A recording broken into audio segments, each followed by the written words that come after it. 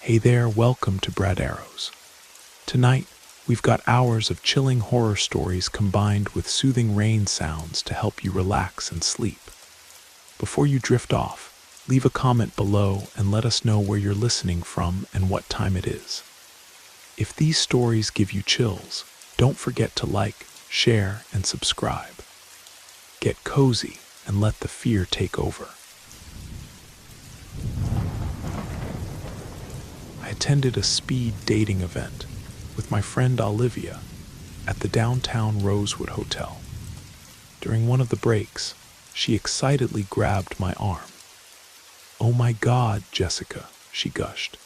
"I think I found someone special." I felt a twinge of jealousy. My best prospect so far had been a guy who smelled like stale garlic and kept lying about his job at NASA.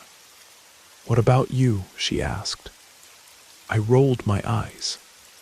Some guy claiming he makes 6 figures running spiritual retreats in Sedona. Can't stand liars, but Olivia wasn't listening. She lifted a perfectly manicured finger and pointed across the room. A tall man was leaning against the bar, wearing an expensive charcoal suit with an unusual silver ring on his middle finger. "Him?" I asked skeptically. She nodded enthusiastically. He didn't look like Olivia's usual type. She typically went for clean-cut corporate types who called their mothers every Sunday and wrote dissertations on 19th century poetry. Not someone who looked like they'd just stepped out of a luxury car commercial. "His name's Marcus, and he's incredible," she whispered. "He said I'm the most beautiful woman here." I frowned. Another smooth talker. "And get this, he's a senior trader at Morgan Stanley." "That guy works at Morgan Stanley?" I questioned doubtfully. "I didn't know they hired models." She nodded excitedly. Before I could voice my suspicions, the event coordinator rang the bell, signaling the second half was about to begin. I made my way back to my assigned table, grateful it was on the opposite side of the room from Olivia. Taking a generous sip of wine, I waited for my next potential match. "Hello." I looked up to find Marcus sliding into the seat across from me. Up close, his suit looked even more expensive, and there was something unsettling about his perfectly symmetrical features, like a mask that was trying too hard to look human. "I'm Jessica," I said, attempting to sound neutral. "Marcus," he replied smoothly. "So Jessica, what do you do? What don't I do?" he said under his breath with an arrogant laugh. Then more clearly, "I'm an artist." He's lying to Olivia, I knew it. An awkward silence fell between us. Finally, I ventured. "So, Marcus, what do you like to do for fun?" He grinned wider than I'd seen him grin all night. Then he leaned in close, lowered his voice to a whisper, and said, "I'll tell you exactly what I do for fun." "Okay," I replied cautiously. "I like to drive at night, under the full moon. Just me and the open road, searching for something interesting." His eyes locked onto mine. "Speed dating events, for example." "You do this often?" I asked, growing more uneasy. "Oh yes. I've met many fascinating women at these events." "Then why are you still looking?" I challenged. He smiled again, showing too many teeth. "Because I killed all of them." My heart stopped. "You know," he continued, still smiling, "you're the first woman I've met who appreciates honesty." I stared at him, open-mouthed. "You're saying you killed," the bell rang. He stood up smoothly. "Nice meeting you, Jessica." Then he was gone, the next man already sliding into his seat. "I'm Thomas, and you are." But I was already up, running to the event coordinator. "That man Marcus, he just told me he killed women from these events." she raised an eyebrow. Who? My eyes fell on Olivia's empty seat across the room. No, no, no. I ran outside onto the sidewalk, into the cool night air. The street was packed with people, drunk couples, rowdy party goers. Olivia, I shouted. No response. An hour later, I was at the police station filing a report. But every woman described Marcus differently. Some said he was a tall, muscular black man with a smooth voice. Others described him as a freckled redhead with an amazing sense of humor. Still others swore he was a bearded outdoorsman type. Their descriptions only had one thing in common. He was exactly their type.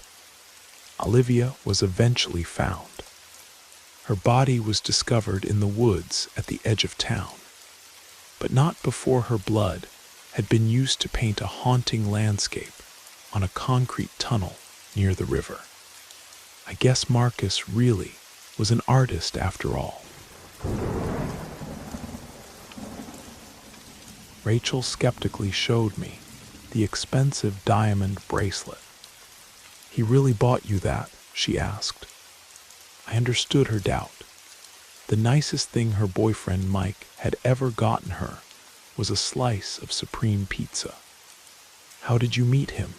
Teresa asked without smiling. At Starbucks, he randomly sat down next to me and we just started talking. That was a lie. The truth was I met him online, specifically on local listings. Yeah, I know what you're thinking. What kind of desperate girl can't get a date at school? Well, me. I'd tried asking out guys before, but it never worked out. Kevin supposedly had a girlfriend, though I never saw her. Jackson said I wasn't his type, whatever that meant. And Alexander just gave a flat-out no, and never spoke to me again. So I found myself browsing personal ads online. After scrolling past some weird posts, I came across one that seemed genuine. Teen guy seeking nice girlfriend male for female 16. Hi, I'm Max and I'm a sophomore in high school. I'm looking for a girlfriend, but I'm pretty shy in real life, so I've never been on a date yet lol. I do track and field at school and like to play video games, especially Minecraft. Personality matters way more than looks to me. I want someone to laugh and have fun with, not watch them take selfies all day lol. We hit it off immediately. He was funny, smart, and just got me. After a week, he mailed me the bracelet. After 2 weeks, we were basically in love. And tonight, I was going to meet him for the very first time. At 10 p.m., I slipped into my sister's borrowed lace underwear. At 10:30, I snuck out my window and walked the 2.5 miles to his house. His parents were away, he said, so we'd have the place to ourselves. When I finally arrived, I had to double-check the address. Instead of the sprawling brick mansion I'd pictured based on the bracelet and talk of his family's wealth, it was a grimy little house with an overgrown yard and tacky garden gnomes. Clang, clang, clang. I hit the door knocker 3 times. A light flicked on inside. Come in, a voice called from deep within the house. Heart racing with excitement, I turned the knob and walked inside. The living room was a mess, papers scattered across the couch, and a container of bleach with dirty rags on the kitchen counter. The whole place reeked of chemicals mixed with something rotten, spoiled food maybe. Part of me said to run, but excitement about finally meeting Max drowned out my fears. Hello, a figure emerged from the back room, but it wasn't a teenage boy. Instead, it was a towering, gray-bearded man. Despite the house's condition, He was well dressed in pressed khakis and a neat button-down. He broke into a yellow-toothed smile. "You must be Amy. I'm Mr. Peterson, Max's father." My heart pounded. But Max said his parents would be out of town. "Oh no, you must have gotten mixed up. He wanted to meet you at the diner for more privacy from me." He chuckled. "But I can give you a ride over there." I think maybe I should. I started backing toward the door. "Come on, he's so excited to meet you." Heavy footsteps thudded behind me. Strong arms yanked me back by the waist. His wild eyes and yellowed teeth flashed in my face. "Get off me," I screamed. "Help! Someone help!" Cold metal pressed against my neck. "Make any more noise and I'll kill you," he growled. He took one of the rags from the sink, pulled it around my mouth, and gagged me. Then he bound my wrists and threw me over his shoulder. I kicked and screamed, but the noise came out as muffled squeals.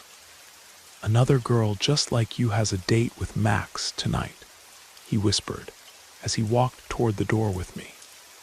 "I'm going to bring you and Brittany to the abandoned farmhouse out on Meadow Road. Then we're going to have some fun." Thud. I was thrown into the trunk. Slam, the lid came down. The car rumbled beneath me. Tears fell hot and fast as cold sweat soaked my shirt. How could I be so stupid?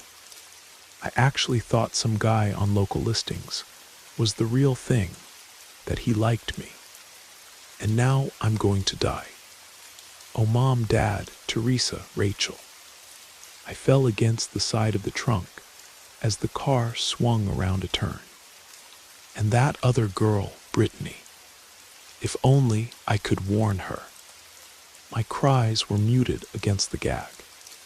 She's going to die too, just like me, just because she wanted a boy to notice her. The car halted to a stop.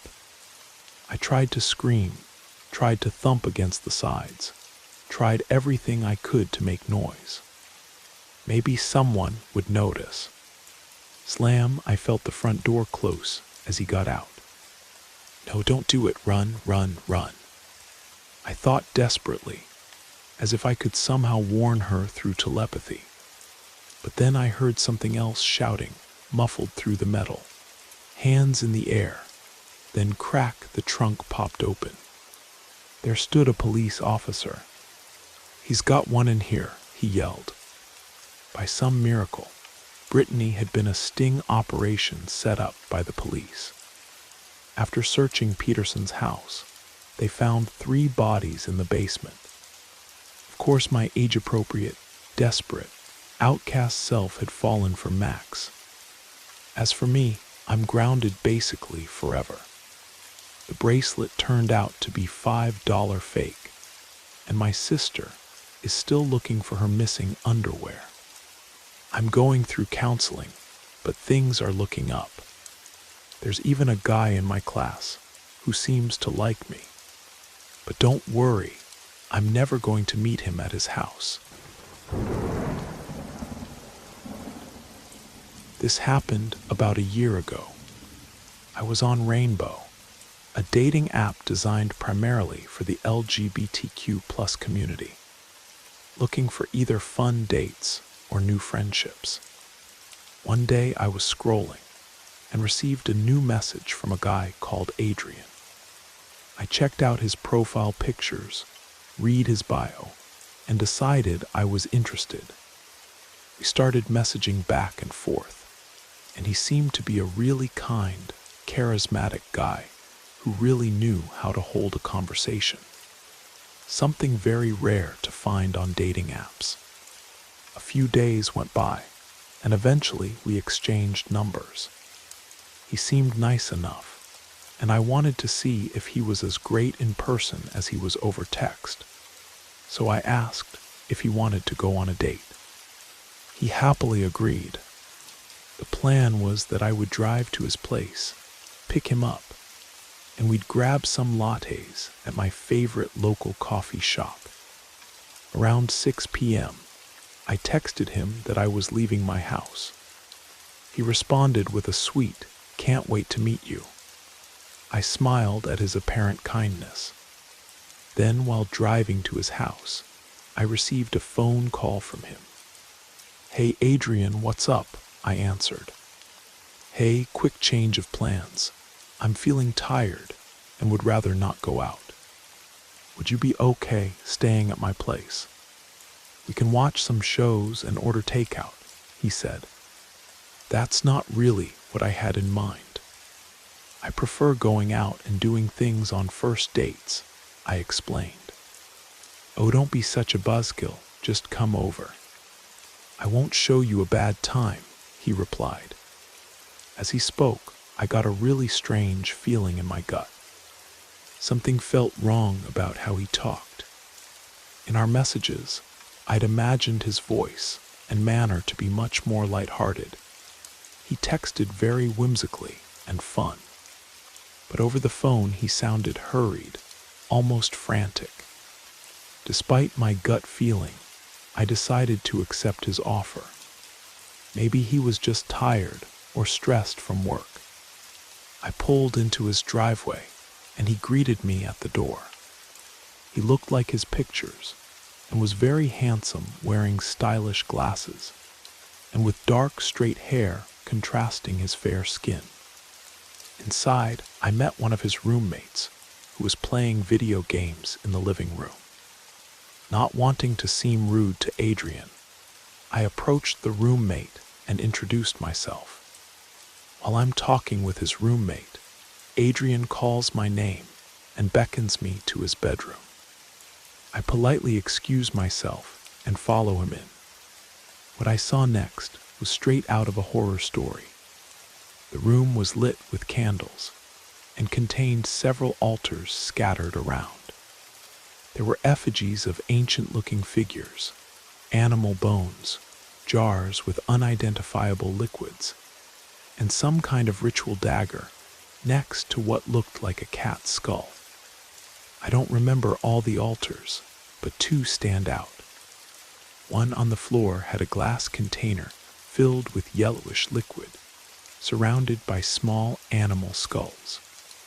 Another on a shelf by his bed had candles circling some kind of doll, with its eyes sewn shut and hands removed. Part of me screamed to run, but I didn't want to overreact to someone's religious choices. I didn't know much about alternative spiritual practices, so I tried not to make assumptions. Plus, I can be reactive sometimes, so I decided to stay. Trying to calm my nerves and satisfy my curiosity, I asked Adrian about the altars. He said he'd tell me about them later, a weird response. But again, I tried to be understanding. I pointed to one altar to ask about it specifically. He scowled fiercely. "Don't touch that." His voice made me jump. His intense tone and angry expression sent a lump to my throat. I was nearly 4 feet from the altar, nowhere near touching it, yet he just yelled at me like a father scolding a child in church. Confused and thinking I'd done something wrong, I apologized. In the blink of an eye, his scowl transformed into a smile as he kindly invited me to sit and watch a show. What really unnerved me was how genuine his smile looked. He'd just been angry, but suddenly seemed not to care. Not sure how to process this, I sat down. He acted pretty normal after this happened, and we started talking about ourselves. He became really sweet and soft-spoken again, similar to how he was in texts. It started feeling like an actual first date, and my nerves subsided a bit. He turned on his TV. Still a bit freaked by his outburst, I suggested inviting his roommate to join us. Adrian's roommate had seemed like any regular guy when I met him. and I just wanted another person there as a buffer. I wanted to see how Adrian would act around others. But when I made this suggestion, he immediately shut me down. His personality switched from easygoing to stressed and angry. He started cursing out his roommate to me, making it clear he absolutely hated him. The switch was jarring. Then he changed the subject and started talking about me, saying he found me really attractive. His fingers started grazing my thighs. I needed a moment to collect myself, so I excused myself to get water. When I stood up, he immediately slapped my rear and told me not to take too long. I walked out, closed the door behind me, and headed for the kitchen. I hoped to chat with his roommate on the way and ask about Adrian, but he was asleep on the living room couch. I made my way to the cabinets looking for a cup. I thought about just leaving. I didn't appreciate his sudden touchiness, but I started getting paranoid. He had all those altars and wouldn't explain what they were for. I'd seen horror films about the occult and had no idea what this guy was capable of. Sure, he was sweet sometimes, but he was showing really aggressive behavior. So I grabbed my water and cautiously headed back to his room. When I walked inside, I saw him sitting cross-legged on the couch with his eyes closed. As I approached, I saw his mouth moving but heard no sound. Weirded out, I called his name, but he didn't respond. I called his name a second time. He opened his eyes, uncrossed his legs, and went back to watching TV without addressing what he'd been doing. What the hell? I was getting really worried, but tried to keep my cool. I didn't want to do anything to upset him or make him lose his temper. I sat beside him on the couch, and we started talking again. He was completely normal, unnervingly normal. It was like being with a real-life doctor. Jekyll and Mr. Hyde, except Adrian could switch between them seamlessly. I needed to do something, but what? I couldn't call him out, because he might lash out violently. But I also didn't want to stay, because he was freaking me out. I stayed put and tried to devise an escape plan that wouldn't make him angry. At some point, he got up to grab his phone. I thought I'd try matching his earlier behavior. Maybe it would diffuse the tension.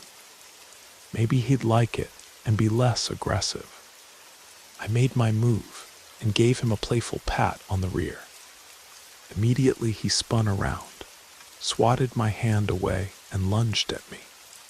His hand was curled into a fist, and he swung it toward my face. His fist stopped inches from my right cheek. In that moment, I saw his eyes were wide open, and his expression was cold and emotionless. He was right in my face, my heart beating so fast I felt like I was about to have an aneurysm. He was staring directly at me, and my eyes stared back. I felt like prey facing a predator. Then he uncurled his fist, put his icy hands on both sides of my face, and started to squeeze. "You're just so cute," he said. He pulled me in and forced a kiss. I absolutely did not want to kiss him, but I was paralyzed and couldn't push him away. His words were patronizing, like talking to a pet, and it felt even more demeaning because he just scrunched my face against his. I felt disgusting kissing someone who'd almost punched me, but I felt powerless to stop it. Again, I didn't want to risk making him angry. He slowly pulled away, gave me another sweet smile, and sat down as if nothing had happened. He just started staring at the TV. That was it, I was done. His behavior was becoming more erratic and unpredictable. His room was creepy as hell. He clearly had occult associations, and frankly, he was terrifying me. I eventually decided I'd rather deal with whatever curses those altars might bring than stay in his house, dealing with immediate danger. So I snapped myself out of my anxiety-induced trance, stood up, and told him I was starting to feel sick and needed to go home. He got angry and tried to convince me to stay the night, but I gathered my courage and insisted it was time for me to leave. He begrudgingly let me go, but was clearly annoyed by my decision. I said goodbye and promised to text him later, mentally saying hell no to myself. I got in my car and drove home shaking and sweating. I felt relieved to escape, but nervous he might try something. The uncertainty of it all is what truly shook me up.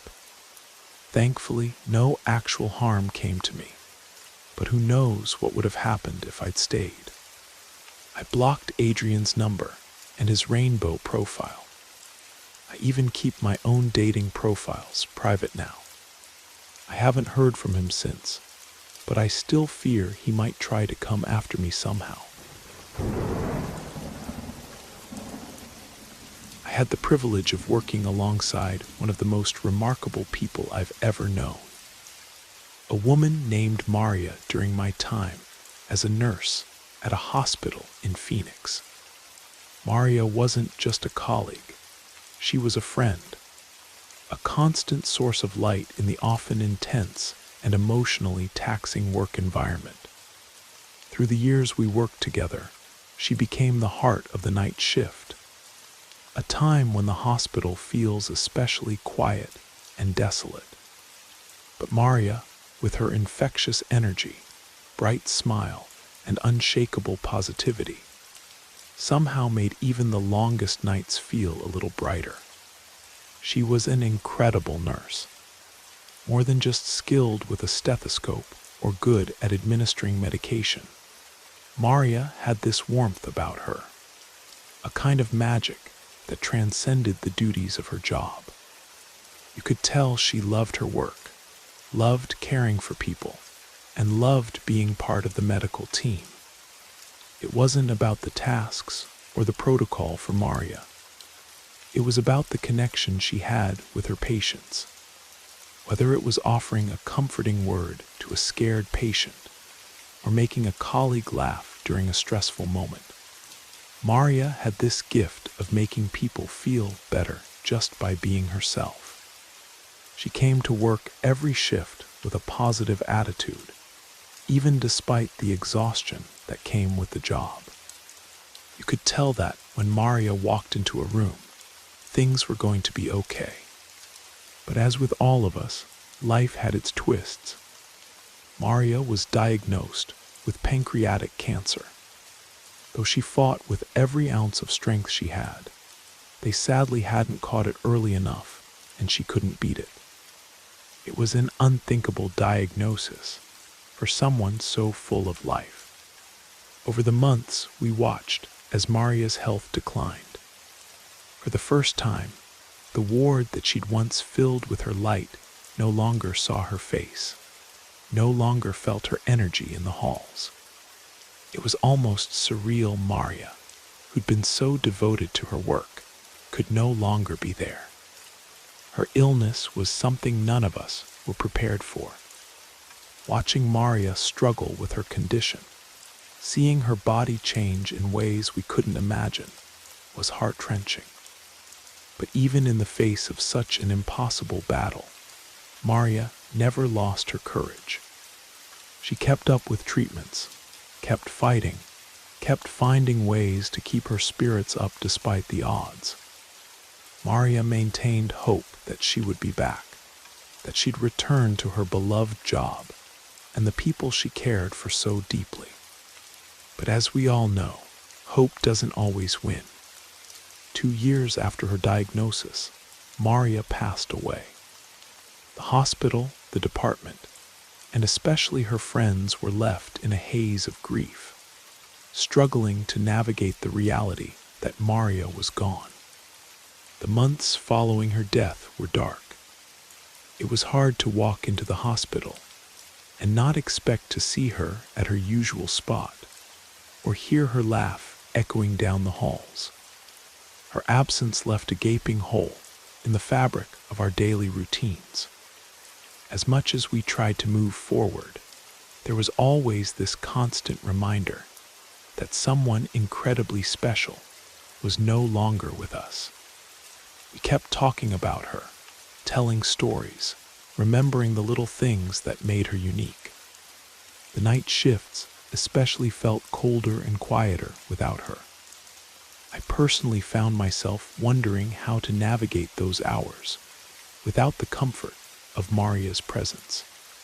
But then something happened, something that to this day still sends chills down my spine and makes me believe in things beyond the physical world. It had been about 6 months since Maria had passed.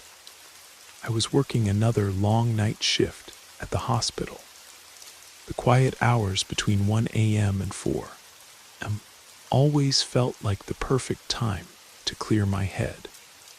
The halls of the hospital, though empty, had this almost eerie stillness to them, the sound of my footsteps echoing off the sterile walls. I would often stop at the break room, and sometimes Maria and I would bump into each other and get a chance to reflect on the events of the day. There was something oddly comforting about repeating that routine even now that Maria was gone. I think I still felt like I was sharing my day with her, relaying any difficult losses, traumas, and of course the happier parts of each shift when we had been able to help someone and send them home. On this particular night, I decided to visit the break room. It was tucked away at the end of the corridor, and the fluorescent lights above hummed softly. I entered the room, dropped my bag by the chair, and sat down with a sigh, closing my eyes for a moment. The quietness of the hospital made everything feel even more surreal, and I found myself lost in thought. And that's when I heard it, a sound so familiar that for a brief moment it felt like a warm memory. A soft, almost melodic hum, a lullaby of sorts. I knew that sound. It was Maria's. I'd heard her hum it to herself many times during long shifts, especially when she was exhausted or had just finished a tough round of patients. I could picture it perfectly. The way she'd hum a tune absent-mindedly, sometimes smiling to herself, and at other times lost in thought. I sat up startled. I was alone, or so I had thought. I listened again. The hum became clearer, more distinct. It was coming from behind the break room door, just on the other side. Without thinking, I stood up and walked toward the door. Maybe someone else had come in without me noticing, I thought. But when I opened the door, I saw no one, no staff member, no patient, just the empty hallway. But something stopped me in my tracks. There in the corner of the hallway, leaning against the wall, was a figure facing away from me that looked exactly like Maria. For a moment, I just stood there staring, waiting for the figure to turn around, to show their face. And then she did. The woman turned and looked at me. Her face wasn't exactly Maria's, but it was close. Her eyes, however, those familiar kind eyes, were unmistakable. She smiled at me. It was Maria's smile, the one that had always lit up the room. But this time it was different. There was something soft, almost wistful in her gaze, something not quite of this world. It was as if she recognized me, as if she knew who I was, but she wasn't quite here. "Maria," I managed to say, my voice cracking in disbelief. She didn't answer.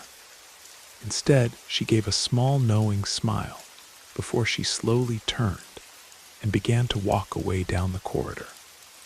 I don't know how to explain it, but I felt compelled to follow her, not out of fear, but because there was something comforting about seeing her again, even in this strange, unexplainable way.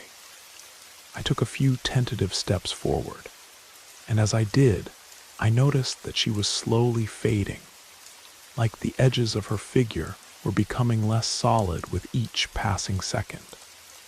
It was as if she was disappearing, slipping away into the very air itself. "Maria," I called again, but she didn't turn back. In a matter of seconds, she was gone. The hallway was empty again. The silence returned, thicker now, like something had shifted. I stood frozen, unsure of what I had just witnessed. Had it really been her? Was it just my mind playing tricks on me? I don't know, but a deep, undeniable feeling settled in my chest. A sense of peace and of being watched over, as if Maria had come back to let me know that she was still there in some way. I returned to the break room, my heart pounding in my chest. When I got back to the table, I felt oddly calm, though I couldn't explain why. My mind raced with questions, but deep down I knew what I had seen.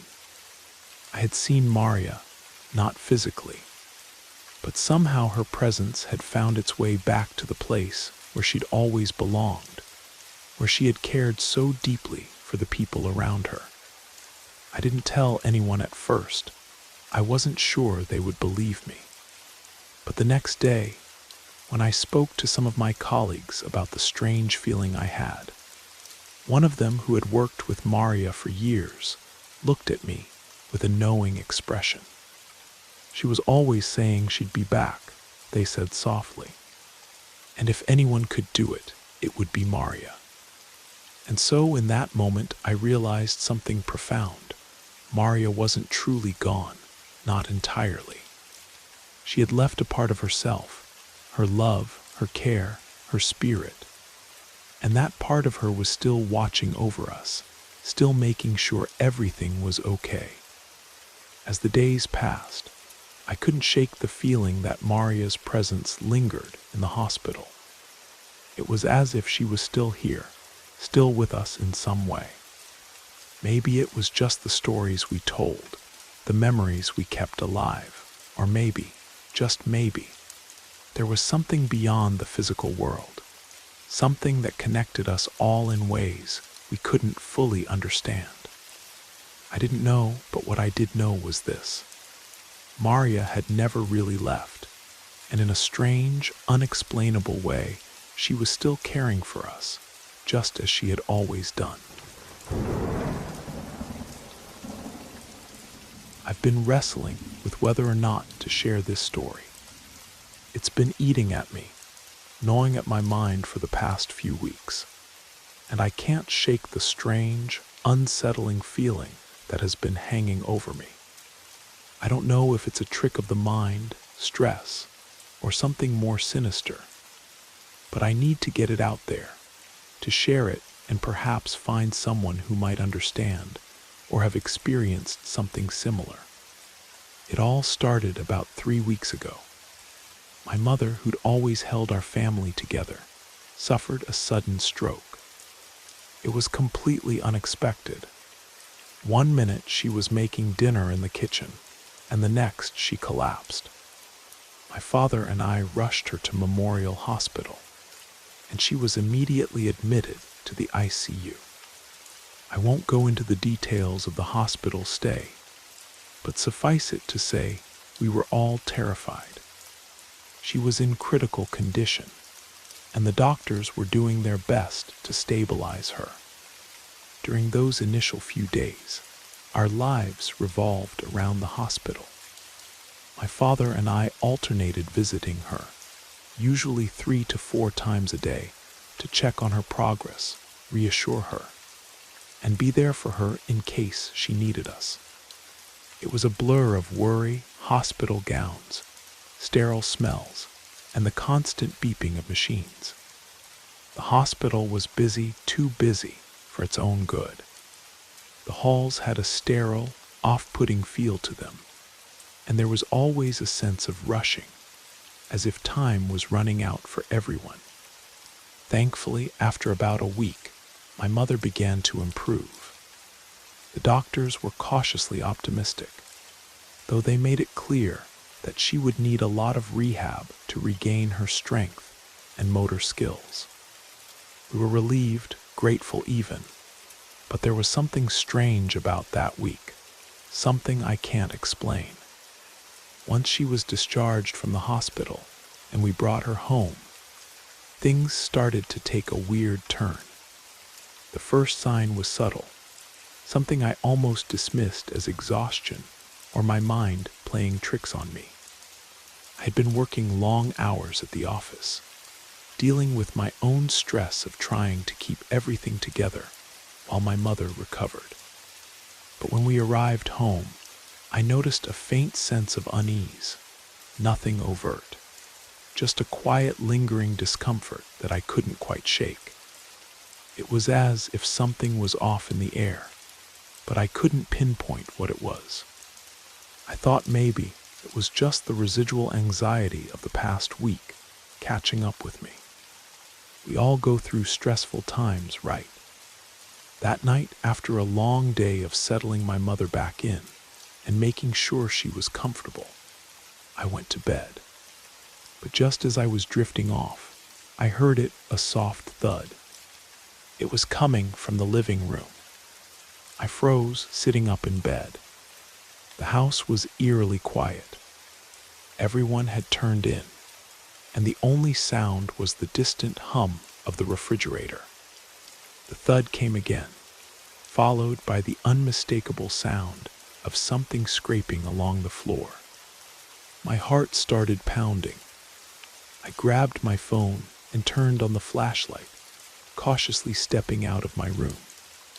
The house was dark, every light switched off save for the dim glow of the street lights filtering through the curtains. I crept through the living room, where I thought the noise was coming from. As I entered, I scanned the room with the light. Everything appeared to be in its place. Nothing had fallen or was out of ordinary. But there was a slight chill in the air, a kind of cold that didn't feel natural. I chalked it up to the late hour and went back to bed, trying to shake the unsettling feeling. It could have been the wind, I thought, or maybe the house settling. I convinced myself to let it go. The next few nights, though, things started to escalate. My mother was doing better, and I'd check in on her every so often, making sure she was comfortable. But things felt off in the house, and that is the only way I know how to describe it. I had this persistent anxiety that I felt was separate from my mother's stroke. The first real oddity was a strange scraping sound coming from the kitchen, a noise that sounded like something heavy being dragged across the floor. At first, I thought it was just the pots and pans shifting, maybe something falling from the counter. But the next morning I checked, and nothing was out of place. And yet every night that dragging noise would echo through the house, louder and more persistent. And then it was the curtains. At first it seemed trivial, but the next morning after my mother had gone to sleep, I found that the living room curtains, which I had carefully closed the night before, were wide open. I checked the rest of the house. Every window was securely shut, and yet the curtains had been drawn back, as if someone had walked through the room in the middle of the night and casually opened them. My heart started to race at the thought of someone having entered the house, but there were no signs of a break-in, no footprints, no windows left ajar. Still, it bothered me. Then there were the lights. For the past few nights, I've been noticing that my phone would be almost completely drained of its battery by the time I woke up, even though I hadn't used it at all during the night. I'd always been vigilant about checking it before bed, and I didn't routinely use any apps that drain the battery. But still, each morning, the battery would be near zero. And it wasn't just my phone. The TV remote would disappear at times, only to show up in places where it had no business being, like in the refrigerator. I knew for sure my mother couldn't be doing this. She wasn't in any state to be moving around. I tried to rationalize it. Maybe I was tired. Maybe I was simply forgetting to charge my phone. Or perhaps I had misplaced the remote. But my gut told me I hadn't done this, and I was having a fear response to all of this. There was an almost suffocating weight in the air, an oppressive feeling that made the house feel less like home and more like something else, something unfamiliar. The final straw came a few nights ago. I had just finished checking on my mother, making sure she had taken her medication and was asleep. I've been keeping an eye on her recovery, but she was stable for the time being, so I decided to relax a bit before bed. But as I sat down in the living room, I heard it again. The faint creaking of floorboards followed by a soft thud. This time it was closer, almost as if someone was walking down the hallway, dragging something behind them. I stood up, heart pounding in my chest.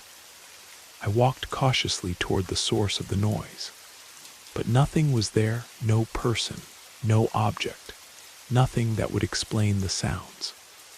The house felt colder now, colder than it had before.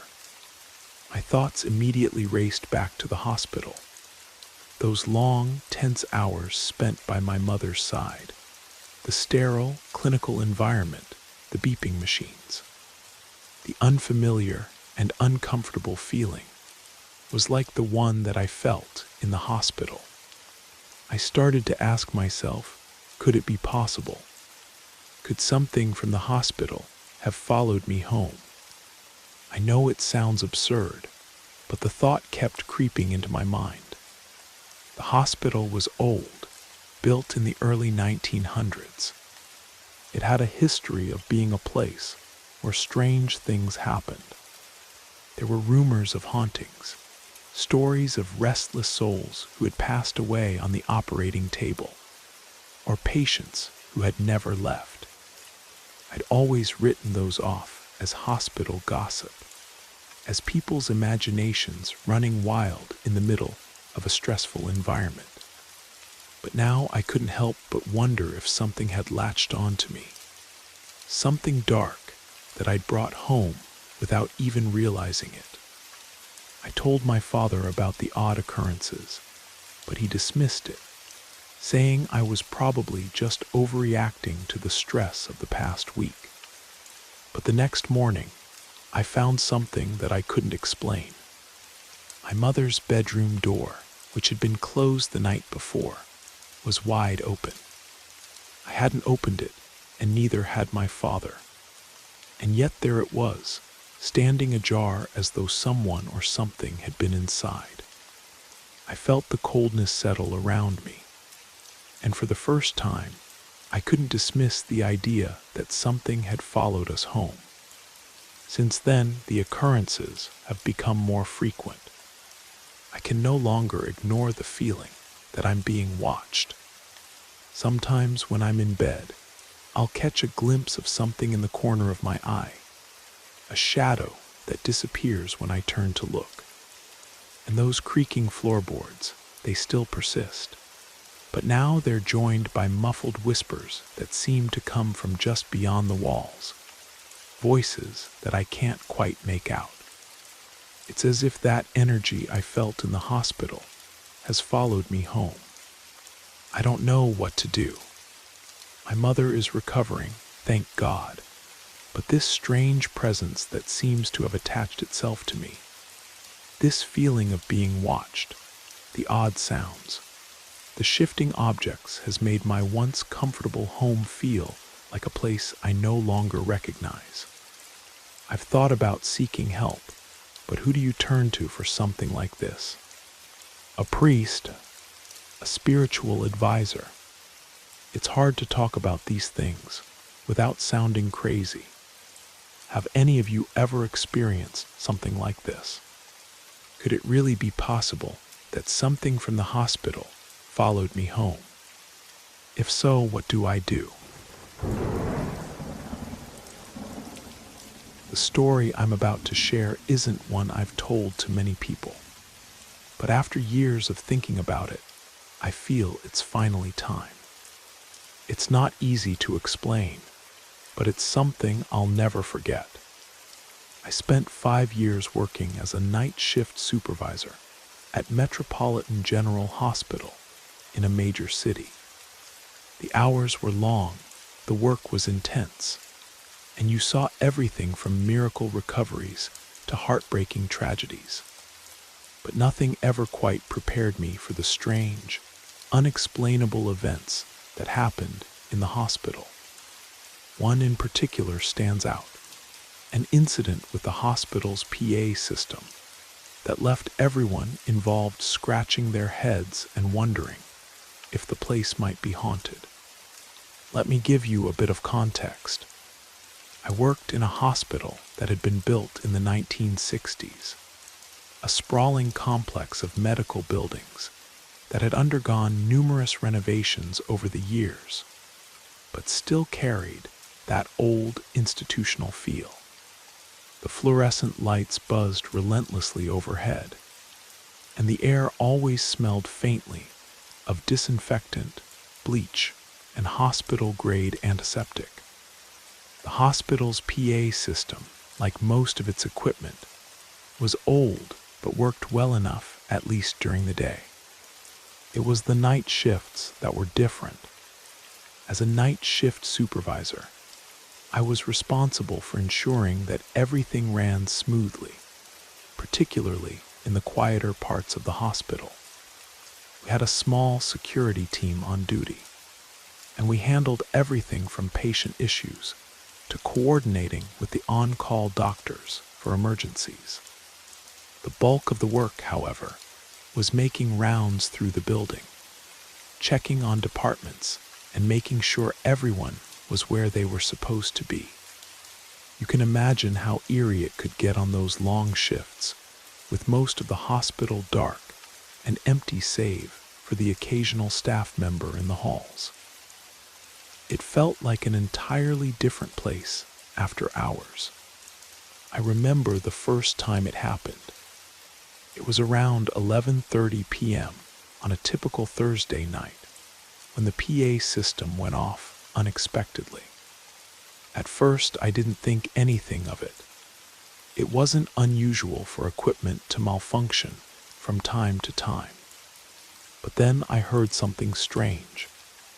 Instead of the usual stereo announcements or the occasional emergency broadcast, the PA system crackled to life and emitted the sound of heavy, rhythmic breathing. It was low, deep, almost labored, like someone was standing right there breathing into the microphone. But there was no one there. I rushed over to the control room where the PA system was operated. The technician on duty, a young guy named Ryan, was sitting at the console looking just as confused as I was. "It wasn't me," he said, tapping the buttons and checking the equipment. "There's no reason it should have activated on its own." I agreed, but the breathing continued echoing through the building, getting louder and more frantic as the minutes ticked by. I tried to stay calm. Maybe it was just a glitch, an equipment failure. I radioed the team and told them to stay alert in case this sound affected patients or visitors. As I stood there trying to figure out what was going on, the breathing began to be accompanied by something else, the distant sound of beeping. The beeping came, and went with no discernible pattern. The more I listened, the more unsettling it became. It felt as though something was deliberately trying to get our attention. The noise was so pervasive, so inexplicable that we had to act. I instructed Ryan to run a diagnostic on the system, but nothing seemed wrong with the equipment. The breathing and beeping noises persisted for a while, and then just as abruptly as they started, they stopped. I thought for a moment that maybe it was over, that whatever had caused the malfunction had cleared up. But then, a few minutes later, it started again. This time, though, it was different. Through the static of the PA, I could swear I heard the faint sound of a child's voice. It wasn't clear, nothing distinct, just a murmur of words, almost like a soft whisper. My first instinct was to check the rooms to make sure there weren't any children who'd somehow wandered into the building. But I knew that wasn't possible. The pediatric ward was on a separate floor, and the children there were under strict supervision, especially at night. I was already on edge, but now it felt like something was off in a way that I couldn't explain. I stood there for a moment, straining to hear, when the PA cut off once again, only to return moments later. This time, the sound had changed again. It wasn't breathing or beeping anymore. It was an outgoing call. The unmistakable sound of a phone conversation played through the PA, clear as day. I froze, staring at Ryan, who was now visibly panicked. This wasn't possible. To activate the PA system, you had to pick up a phone and dial star 77. Once you did that, you lost the dial tone. You couldn't make an outbound call while connected to the PA. There was no way for anyone to be making a phone call through the system. And yet the PA was playing a conversation. I grabbed the nearest phone and called the front desk to make sure no one had been using the PA system intentionally. The receptionist confirmed that no one had made any such call, nor had anyone been anywhere near the control room. I went back to the control room, thinking this had to be some sort of elaborate prank. But Ryan was still at his post, looking just as bewildered as I was. The conversation on the PA system continued playing in loops, as though someone had left it running. The most unnerving part was that no phones were ringing in the hospital. We checked every department, but not a single phone was active. It was impossible for the call to have originated from the PA system in any normal way. And yet here it was, playing over the speakers for hours on end. We could hear snippets of muffled words, and sometimes it sounded like a group of people talking, laughing, and moving around. It was as though the PA system had become a portal to a conversation that shouldn't have been there at all. But no one, not even the tech team, could figure out how this was happening. The sound of the call didn't stop for hours. It was relentless, like the system was stuck in some kind of loop, playing and repeating the same muffled conversation over and over again. It wasn't until around 6 a.m., just as the night shift was coming to an end, that the PA system finally shut off. By then, the entire hospital had been subjected to hours of strange, eerie noise. Patients in the rooms were furious. It was impossible for them to sleep with the constant noise echoing through the halls. Many of them were already dealing with their own struggles, and this only added to their anxiety and frustration.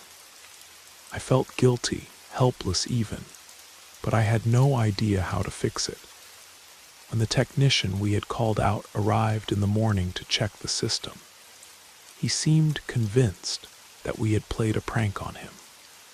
"This isn't funny, you know," he said, looking us over skeptically.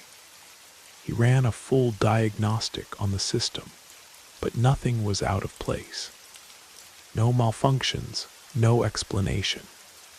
It was as if the system had just activated on its own, and there was no way for anyone to do what had happened, not without physically being at the control panel, which no one had been. To this day, no one knows exactly what happened that night.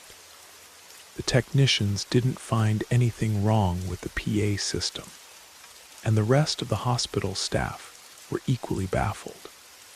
I couldn't shake the feeling that whatever it wasn't just a malfunction. There was something off about it, something that felt otherworldly.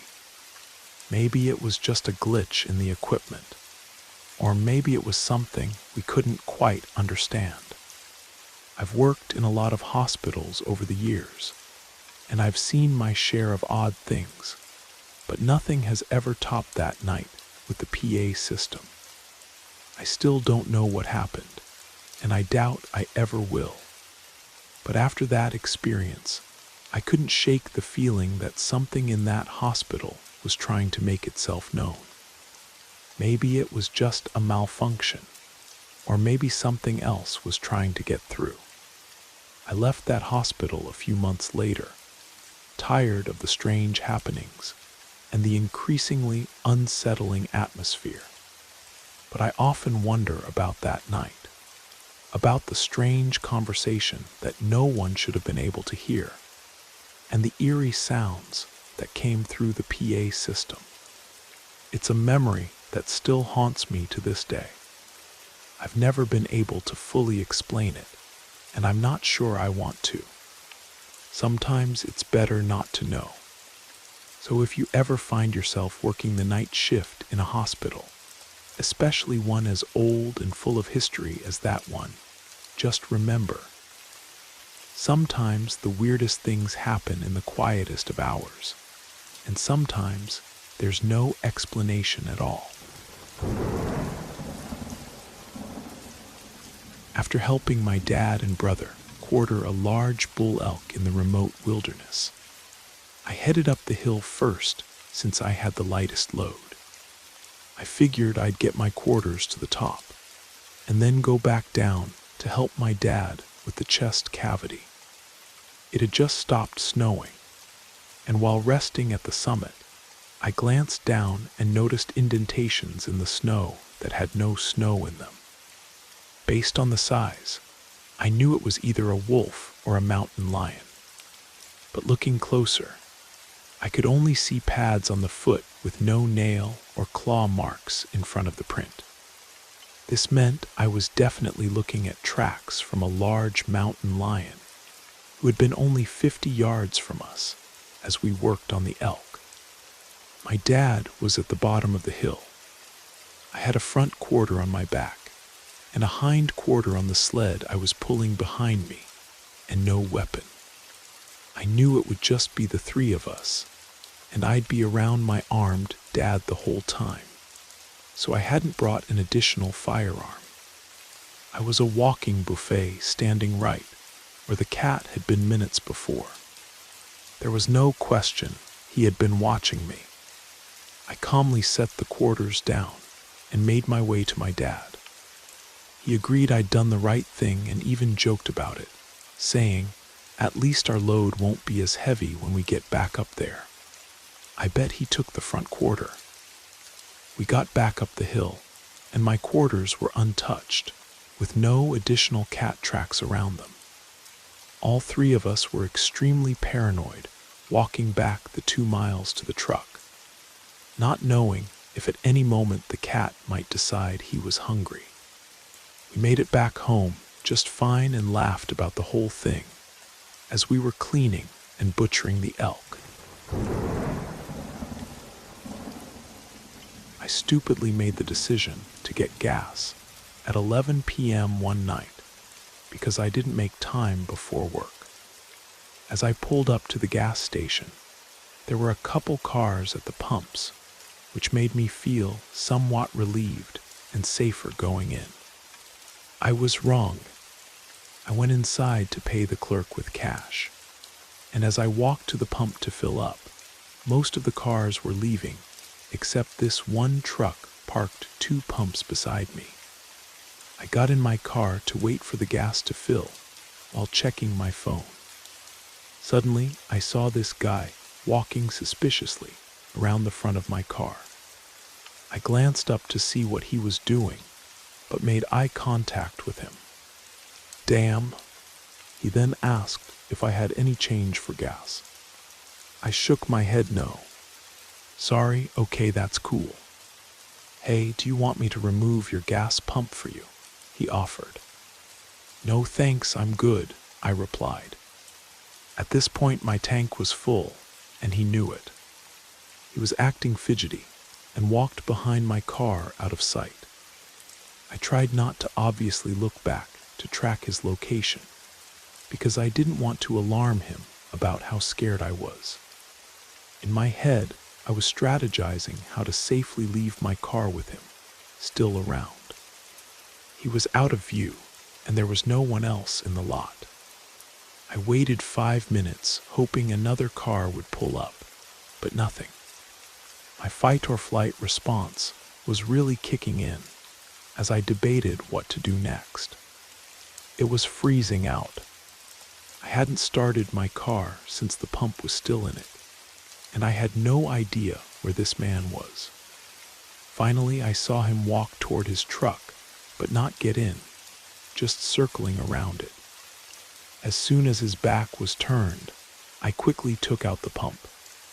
He noticed and rapidly approached me saying, "Oh hey, you're really beautiful."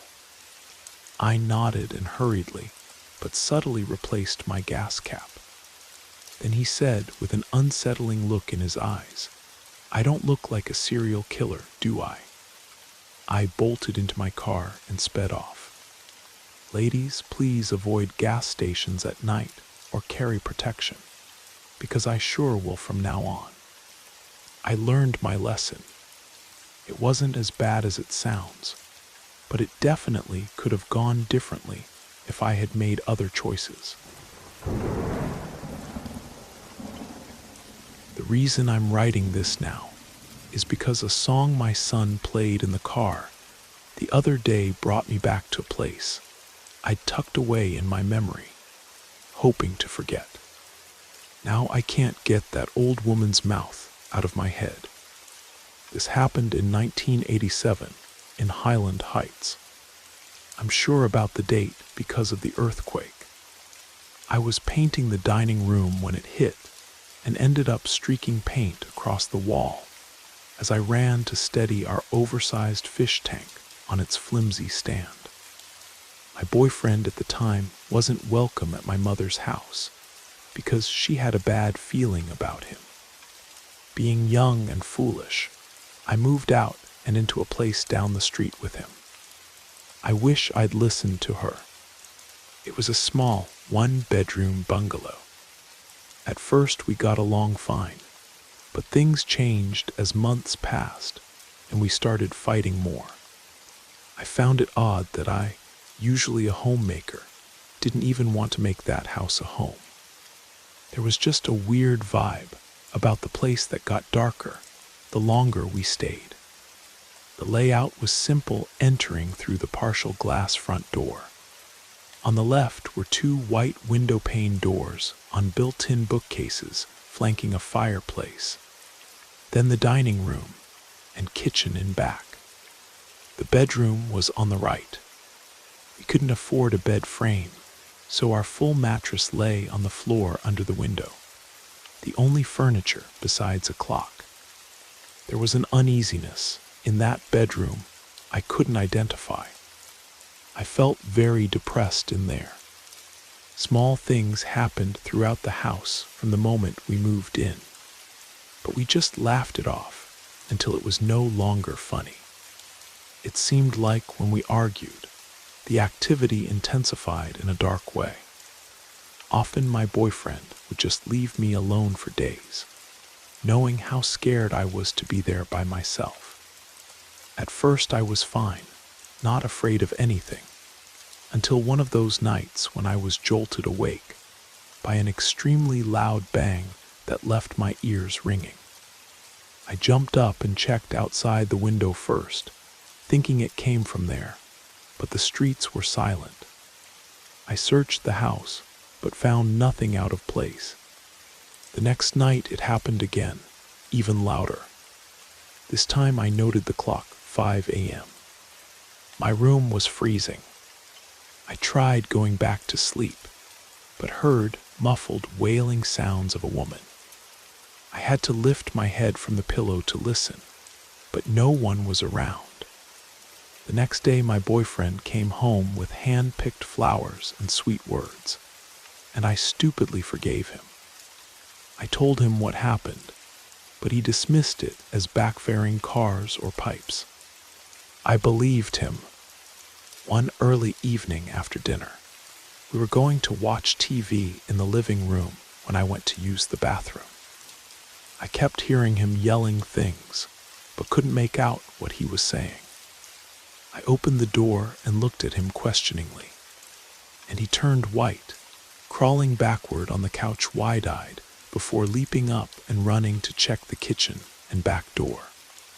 When he calmed down enough to explain, he said he'd been talking to me in the kitchen asking why I'd put on a granny house dress and was requesting snacks. He was getting frustrated that I wasn't answering him.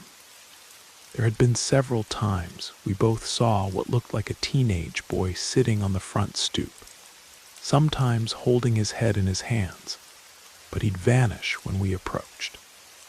I noticed faces in the glass panes of the bookcase that seemed to be talking while we watched TV, just reflections from the flickering TV light at first, but they became more defined over time.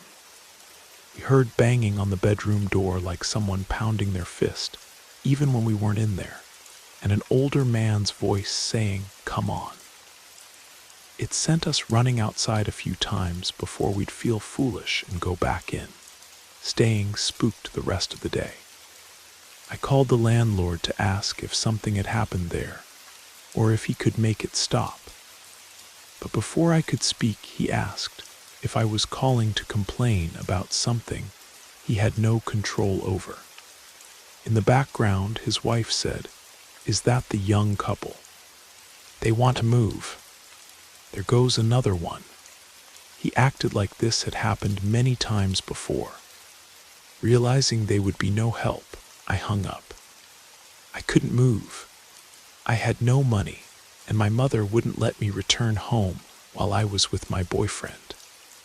We lived there about 4 months when our relationship started spinning out of control. He became forceful, demanding, and drank heavily. One night, he asked me to pick him up drunk. I ended up with a broken arm because I wouldn't let him drive my car. I had to beg him to shift gears so I could drive to the because he was tired. After the hospital, I was exhausted and went to the bedroom while he crashed on the couch. Soon after, he grabbed his stuff and left, abandoning me there alone with a broken arm. I remember it was warm and raining hard that night. I lay on the couch with only the screen door closed to hear the rain. When the lights went out, I put candles on the coffee table and bookcase before sitting back down, too scared to sleep in the bedroom. I sat there watching those faces in the glass. One was an old woman frowning as her mouth moved like she was trying to over-enunciate or yell.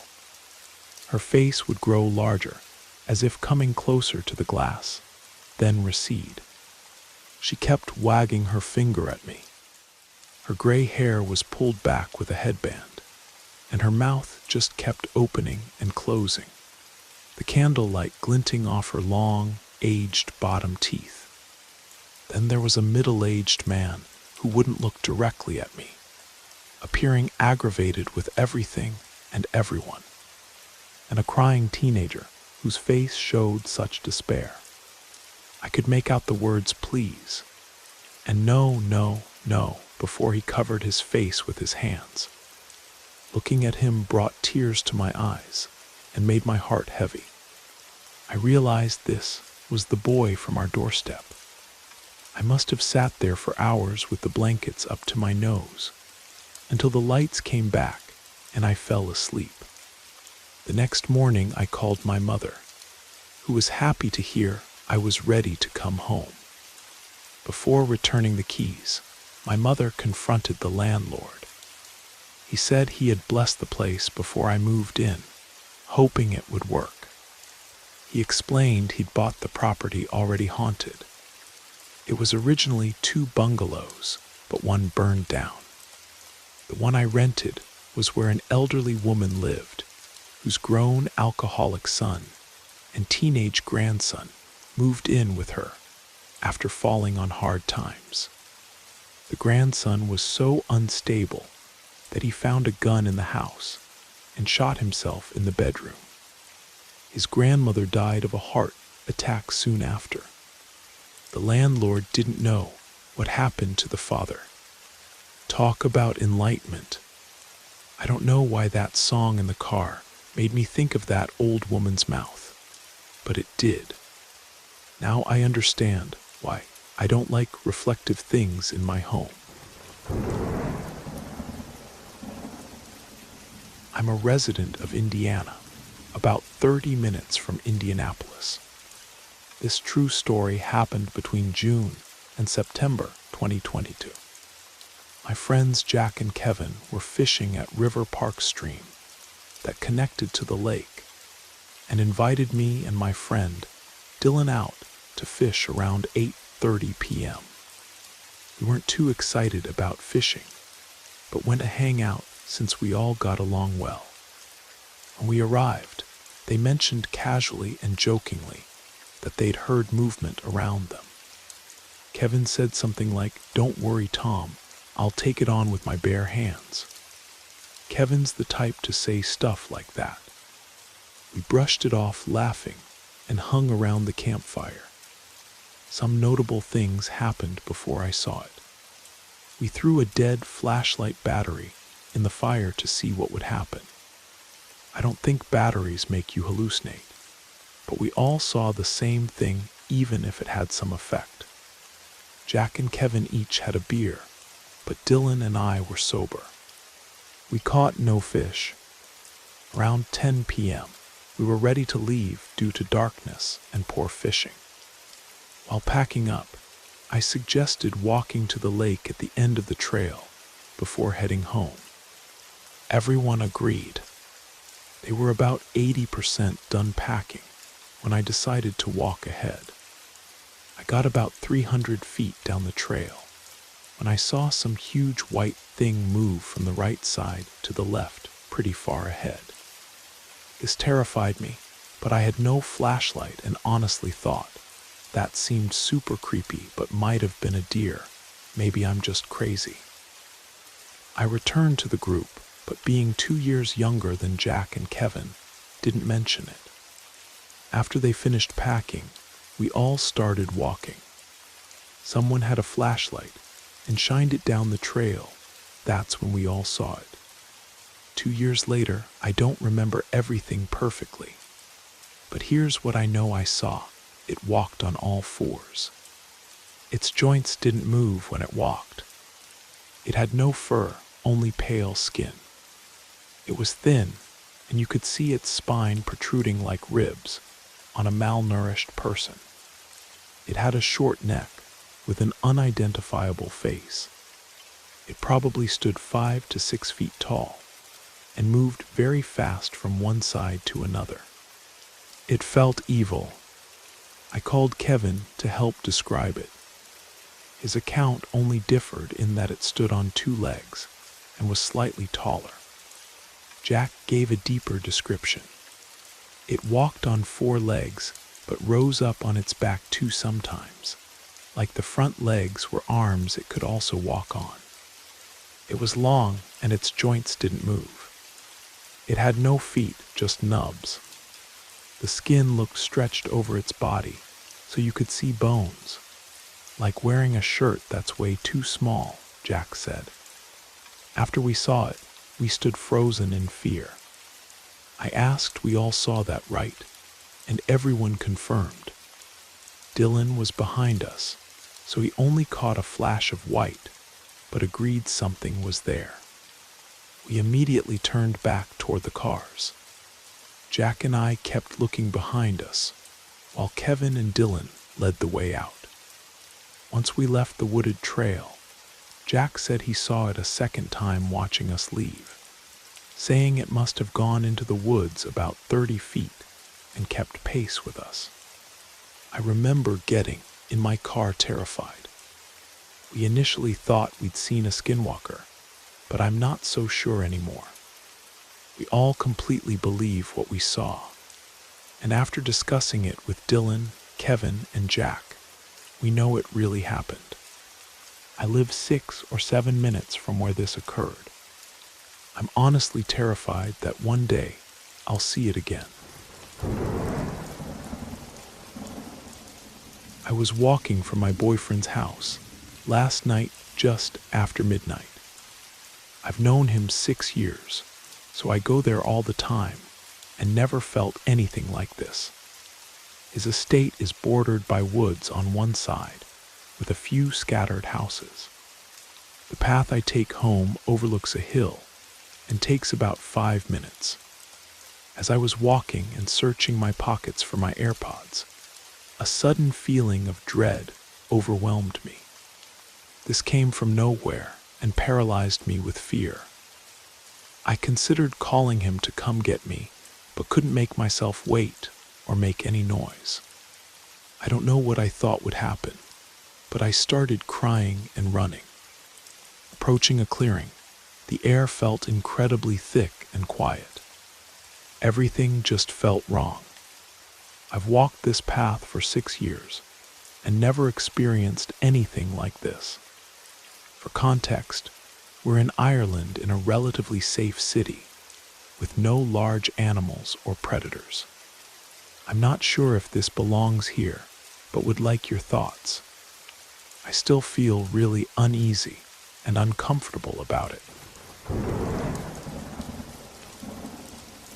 This occurred back in 2019, while my wife and I were taking a road trip across Montana.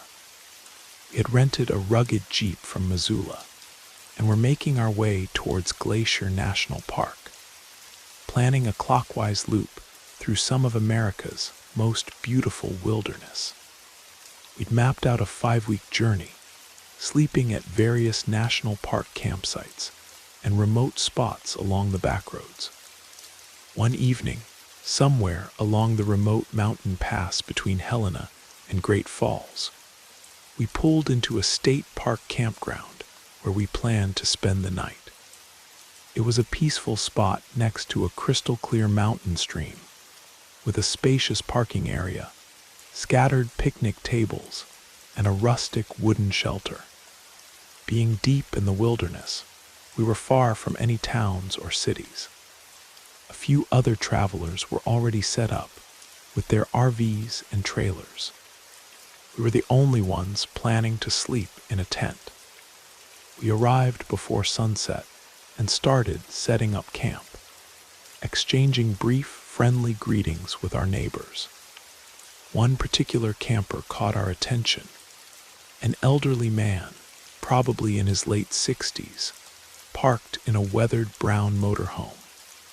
He was extremely talkative, perhaps too much so.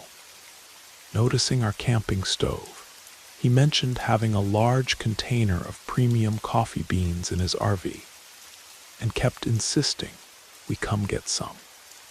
The strange part was when he added that he didn't even drink coffee himself, said he couldn't stand the taste. Something about his persistent invitations to his motorhome felt off. We politely declined, but he was oddly insistent. After he finally left us alone, we got our tent pitched and headed to the shelter to prepare dinner. My wife and I exchanged worried glances. Neither of us felt comfortable around this man. though we tried to convince ourselves he was just a lonely traveler seeking conversation. While cooking, we kept an eye out and saw him wandering down to the stream, presumably for an evening walk. As we ate our meal, we spotted him returning, trying to stay hidden in the shadows. We avoided eye contact and focused on our food. Unfortunately, he noticed us and came over despite us being mid-meal. Not wanting to appear rude, we engaged in polite conversation while eating. His questions started becoming unsettlingly personal, asking about our relationship, our living situation, whether we had children or wanted them. Coming from a stranger, the intimate nature of his queries felt deeply inappropriate. He noticed our water bottles and immediately mentioned having a case of cola in his RV, though again claimed he didn't drink it himself. Once more, he persistently invited us to his motorhome to take some. We declined again. By this point, darkness was falling, so we took a quick walk to the stream to brush our teeth, carrying our trash to dispose of in the bins near the parking area. As we approached the dumpsters, we were startled by a large, shadowy figure hunched over one of the bins. Hearing us, it dropped down onto all fours and bolted for the tree line. We froze in shock. There was no mistaking the distinctive feline silhouette with its long tail. We just interrupted a mountain lion scavenging for food. Thankfully, the big cat seemed more afraid of us and quickly disappeared into the forest. Badly shaken, we hurried back uphill, agreeing we should sleep in the Jeep rather than risk being vulnerable in the tent, with a mountain lion potentially prowling nearby. We reclined the seats, locked the doors, and tried to rest. The next morning, we woke early before anyone else, quickly packed up our tent, and got back on the road, heading for the next town on our map. Later that day, I received a worried call from my brother checking if we were safe. He'd seen news reports about a manhunt underway in Montana after several killings that week. Apparently, 2 suspects were on the run after murdering multiple people further north, near the Canadian border. While the suspects' descriptions didn't match the old man we'd met, it made us wonder about his true intentions. Looking back, we still debate whether we overreacted about this creepy camper. Maybe he was just a lonely grandfather looking for company and conversation. Or perhaps we were fortunate and narrowly avoided a much darker fate. I've learned to always trust your instincts in situations like these. How much further is it? Paul whined from behind me. I had to admit, my own legs were starting to feel like lead. When we first planned this camping trip in the Great Smoky Mountains, I hadn't expected such a challenging hike. According to the map, we're almost there, Max said confidently, studying the wrinkled paper in his hands. You mean that map that shows the entire mountain range? Ashley scoffed. Almost there could mean another 10 miles. Max whirled around to face her. Do you think I'm an idiot? This isn't some tourist map. I got it straight from the ranger station. It only covers this section of the park. He turned back and continued trudging ahead. Whatever you say, oh great navigator, Ashley muttered under her breath. Max paused briefly, but kept walking. I could tell he'd heard her jab and wanted to argue back, but with everything that had already happened, my thoughts were interrupted by sounds of struggle behind me. Turning around, I saw Paul wrestling with his backpack. It had gotten wedged between 2 small trees, leaving him stuck fast. Hold on, buddy, I called out. carefully making my way back down to help him. Grabbing nearby trees for support, I worked my way down and managed to free his pack. "Thanks, man," Paul said, sweat pouring down his face, as if this trip wasn't rough enough already. "I hear you," I replied sympathetically. "Need to take a quick break?" "Yeah," he nodded, dropping heavily to the ground. I couldn't help but chuckle seeing the smallest member of our group so completely exhausted. "Hold on, I'll be right back." I struggled back up the slope, only to discover the rest of the group had continued on without us. I couldn't even see them anymore. I jogged along what I thought was the trail, but saw no sign of them. Finally, in frustration, I stopped and shouted, "Max, Ashley, where are you guys?" My words echoed back to me, but that was it. No answering calls, no sound of brushing being pushed aside as they returned. Complete silence. Even the wildlife seemed unusually quiet. None of Paul's constant complaining or Max and Ashley's bickering. I had to admit, their constant tension was exhausting. Everyone knew they had feelings for each other, but neither would admit it. Maybe this was their weird way of flirting. I was a city boy lost in the wilderness. Max had the map, and I'd never learned basic navigation or survival skills. I'd only come on this trip to hang out with friends. A cozy motel room in Gatlinburg, maybe catch some shows, do some shopping. That was more my speed. It was Max's brilliant idea to go backcountry camping, even though he'd brushed off the ranger's trail recommendations, insisting he knew better.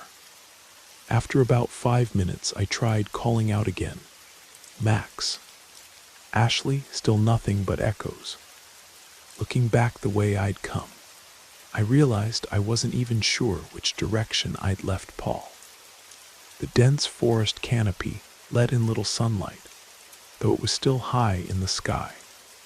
At least I'd have daylight for a while. Pine Lake is a secluded body of water located at the northern tip of Michigan's Upper Peninsula. Getting there isn't easy. You first have to take a ferry from Copper Harbor to Thunder Bay Island, drive across the island to Eagle Harbor, then catch a passenger-only ferry to Pine Lake. No vehicles or bicycles are allowed on the lake shore, and even though the surrounding area is relatively small at about 900 acres, it has a fascinating and dark history. In the early 1600s, the area was inhabited by a tribe of Native Americans, as well as a small fishing settlement of European immigrants. While the two groups generally kept their distance and lived in an uneasy peace, there were occasional hostile encounters that nearly erupted into violence. By the 1640s, the native tribe had migrated to other parts of the region. Shortly after their departure, residents of the fishing village began reporting strange occurrences. They claimed to see mysterious figures on the shoreline, what appeared to be more white settlers, but dressed in unusual clothing. These newcomers kept to themselves, and no one from the village ever managed to make contact or discover where they were living. It was around this time that disturbing events began plaguing the village. Multiple animals, mostly livestock kept by the settlers, were found slaughtered. Their blood used to create bizarre markings on building walls. One night, the village's meat storage house burned to the ground. The villagers believed these incidents must have been caused by the mysterious newcomers. But an extensive search of the area, including the densely wooded inland region, turned up no trace of other inhabitants. the strange occurrences seemed to stop after the search, and the mysterious settlers were never seen again. In 1836, the Thunder Bay Lighthouse was constructed on the northern shore. After completion, inspectors reported that the materials and workmanship are of the highest quality, built to withstand the harshest conditions of the Great Lakes. Thomas Walker was appointed the first keeper of the light in December of 1837. Just 3 years later, despite the lighthouse's apparent quality construction, Walker began reporting troubling issues. The plaster started falling from the walls, and some kind of viscous liquid would seep through the cracks, leaving the building perpetually damp. Walker lived completely alone at the lighthouse most of the time. Visitors reported that he would often stare fixedly at certain walls and speak vaguely about other residents. In 1845, after 8 years of relative isolation, an inspector visited the lighthouse keeper and found his behavior disturbing. The official report states that the inspector ordered Walker to take a 25-day leave of absence to seek companionship and restore his mental well-being. In 1852, Walker reportedly fell ill and died that December in the lighthouse. He was buried in a small cemetery just south of the building.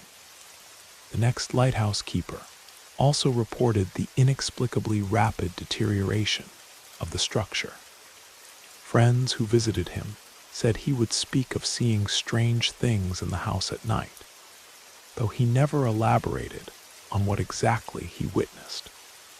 In 1858, after only 22 years of service, the original lighthouse was demolished and a new one constructed. From that point forward, lighthouse keepers were required to have either an assistant keeper or family members living with them. No strange occurrences were documented in the lighthouse logs after this change, except for one notable entry. On January 20th, 1876, the keeper at the time, William Morris, reported seeing 2 men attempting to row across to the mainland from Thunder Bay Island. He wrote, "A terrible storm arose shortly after their departure. They never reached their destination." Over 3 months later, on May 3rd, Morris made another entry.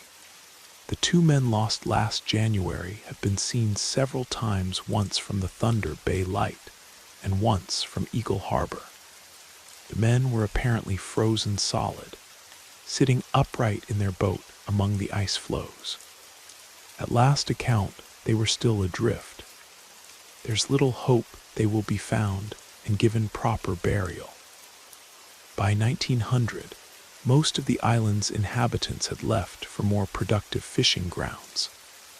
In 1910, a successful industrialist and inventor named Richard Harrison purchased the entire island except for the lighthouse property.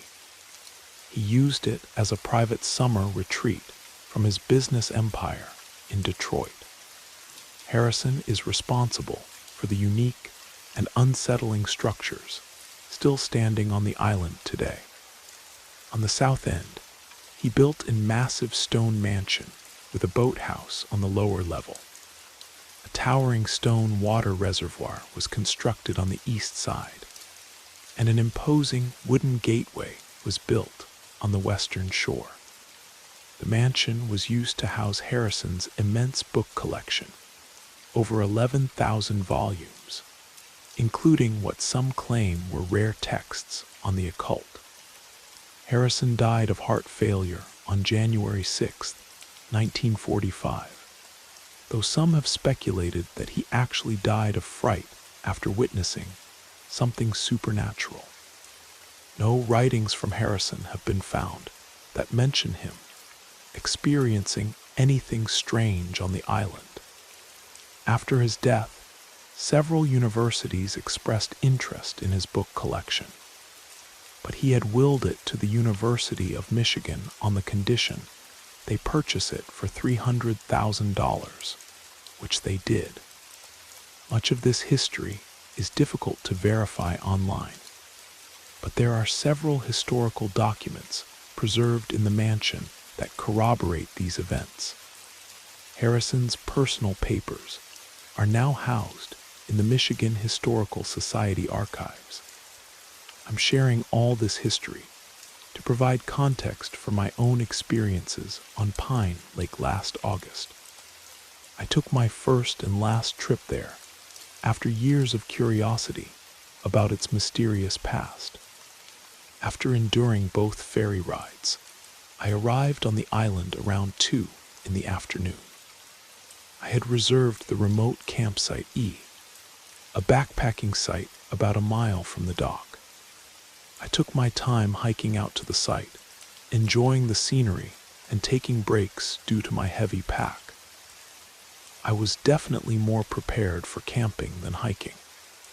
When I reached my spot, I set up my tent and started gathering driftwood from the beach for a fire. On my third trip back from the shore, before I reached my campsite, I heard a single high-pitched wail coming from the forest. It didn't sound close, but it was such an unnatural sound that I stopped in my tracks and waited a good 30 seconds, listening for it again. When I heard nothing more, I continued back to my site. As I started working on the fire, I noticed something about the campsite's layout. Sites C, D, and E are grouped together, but there's probably 300 feet between each one. There's no official trail connecting them, but enough people have walked between the sites that an informal path has formed. While arranging sticks in my fire ring, movement caught my eye. Far in the distance, possibly near Site D, a figure was running in my direction. My first thought was, that's odd, there isn't even a real trail there. Then I wondered if something was wrong and this person needed help. As they got closer, it looked like maybe it was a woman in loose gray clothing, possibly a hooded sweatshirt, but they were still too far away to make out clearly. I quickly stood up from my crouching position, and right then I heard that high-pitched wail again, this time much closer and directly behind me. Startled badly, I spun around to scan the trees but saw nothing. When I turned back to look for the runner, they had vanished. I stood frozen, scanning the woods but couldn't spot them anywhere. I was deeply confused and unsettled. I tried to rationalize it. Maybe it was just another camper from Site C or D running to the pit toilet, a couple 100 yards west of the sites. I tried to forget about it, but something felt very wrong. I especially didn't like that unearthly wailing sound. With some effort, I pushed my unease aside and got my fire going. I had a quick meal and a couple beers, then decided to take a walk.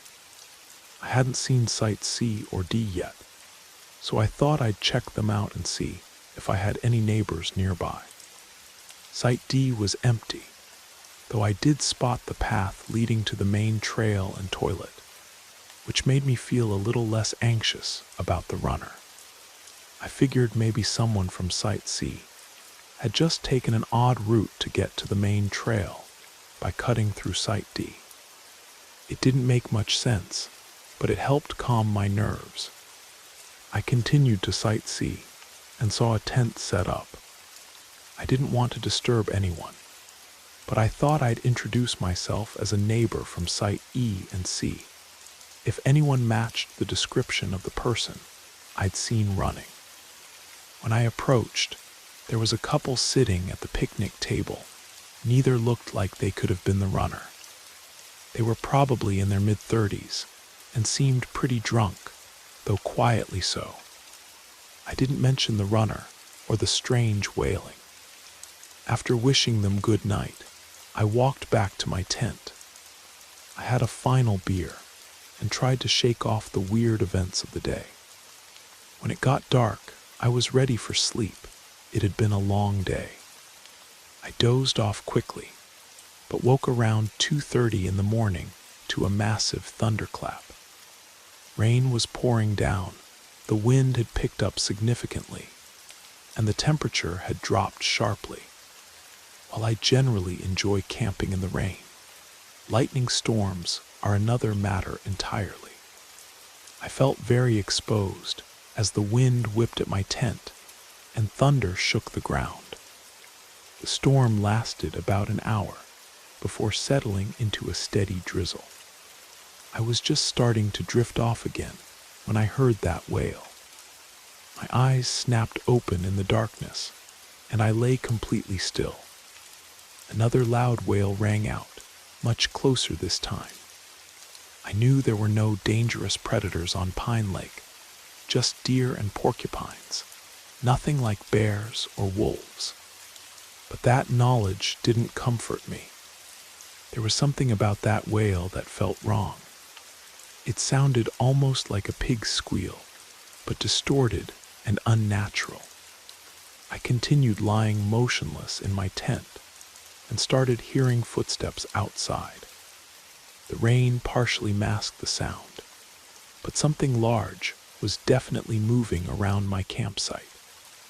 I sat up and grabbed my knife, trying to convince myself it was just an animal, and there was nothing in these woods that could harm me.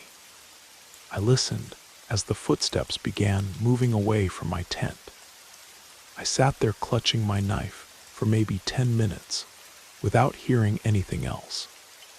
I was just about to lie back down, telling myself I was being stupid and needed sleep, when an incredibly loud wail erupted right outside my tent. My heart nearly stopped, and a chill ran down my spine. My pulse was pounding so hard, my whole body was shaking.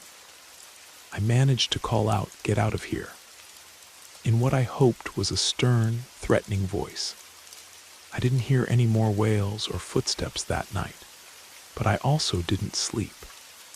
I just sat there in my tent for about an hour before lying down, constantly reassuring myself I was being irrational. The rain eventually stopped, and I stayed awake until sunrise. It was probably 7 in the morning before I finally had to leave my tent to relieve myself. As soon as I stepped outside, I saw my picnic table had been overturned and was lying upside down. Seeing this, I calmly decided I was leaving the island that day. I checked my surroundings, but nothing else seemed disturbed. I eventually reasoned that the wind must have blown the table over during the storm, though it seemed unlikely since the table was quite heavy, and I felt I would have heard it falling over. I had some cold, instant coffee and a bite to eat, started feeling a bit better about everything, and decided to do some hiking before leaving. I admit I get scared easily when camping alone in the woods. Maybe that's natural. After some coffee and food and daylight, I realized nothing I'd heard or seen was really unexplainable. Other than missing out on a good night's sleep, I was having a decent time. The reason I'd come to the island in the first place was to hike the 7-mile Harrison Loop Trail that passes several interesting historical sites. I was excited to start exploring. Not far from my site was the water tower. I have no idea how it originally functioned or why it needed to be a tower, but it's an impressive structure with a fireplace that looked recently used. A bit further along the trail was a cemetery where some early settlers are buried. It's believed there are still more graves there that were never marked. The island has 3 cemeteries, one by the beach where Richard Harrison is buried, one on the eastern shore where 2 sisters are interred, and one on the northern point, where the original lighthouse keeper Thomas Walker rests. There's also at least one Native American burial ground somewhere on the island, but its exact location has been lost to time. I continued along the trail until I came to a scenic overlook with a bench where I sat to drink some water. I started hearing voices approaching on the trail ahead, but couldn't see anyone yet. There was a bend in the path, and the trees were thick. The voices got closer, and I could tell they weren't speaking English, though I couldn't identify the language. Both voices were very deep and guttural. Then from deep in the woods came a loud, quick ooh-ooh. Immediately both voices I'd been hearing responded with their own ooh-ooh.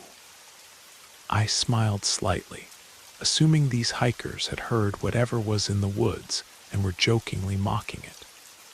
I got up from the bench, put my backpack on, and started walking in their direction.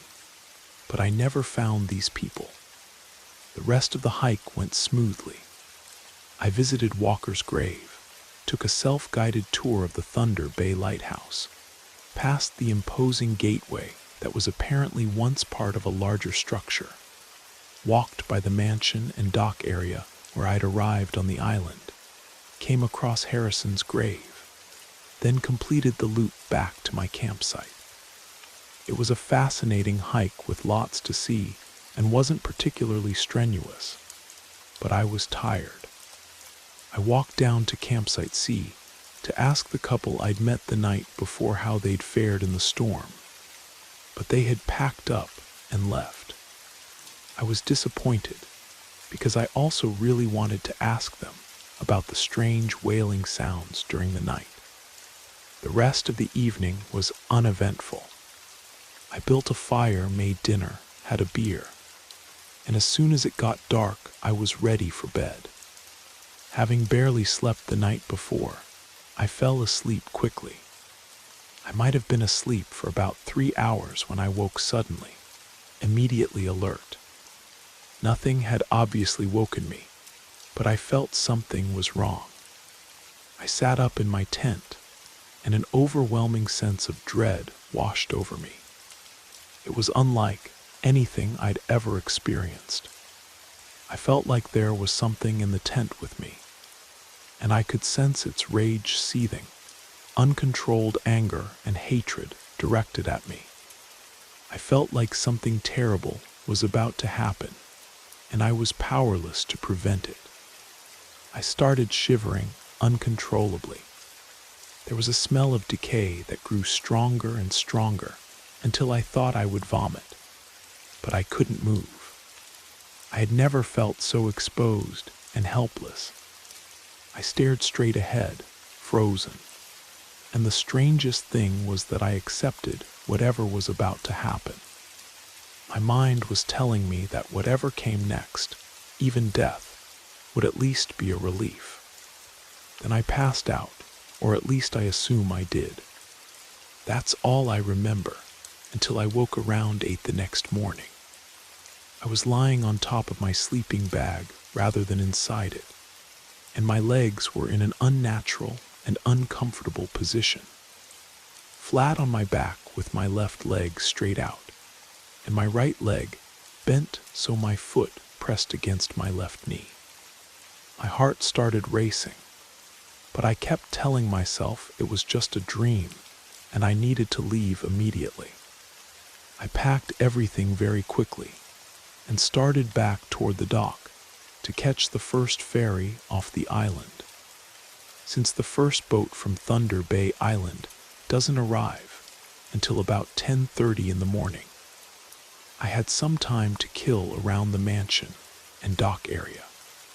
I desperately wanted to get off that island, but felt a little better just being out of the woods and able to see other people.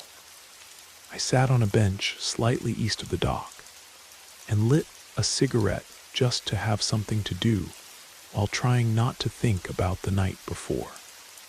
I had been sitting for a few minutes, scanning the water, when I was startled by someone behind me saying, "Hi." I jumped, feeling embarrassed when the person came around saying, "Sorry, sorry. I didn't mean to scare you. I saw you smoking and came to ask if you had a lighter."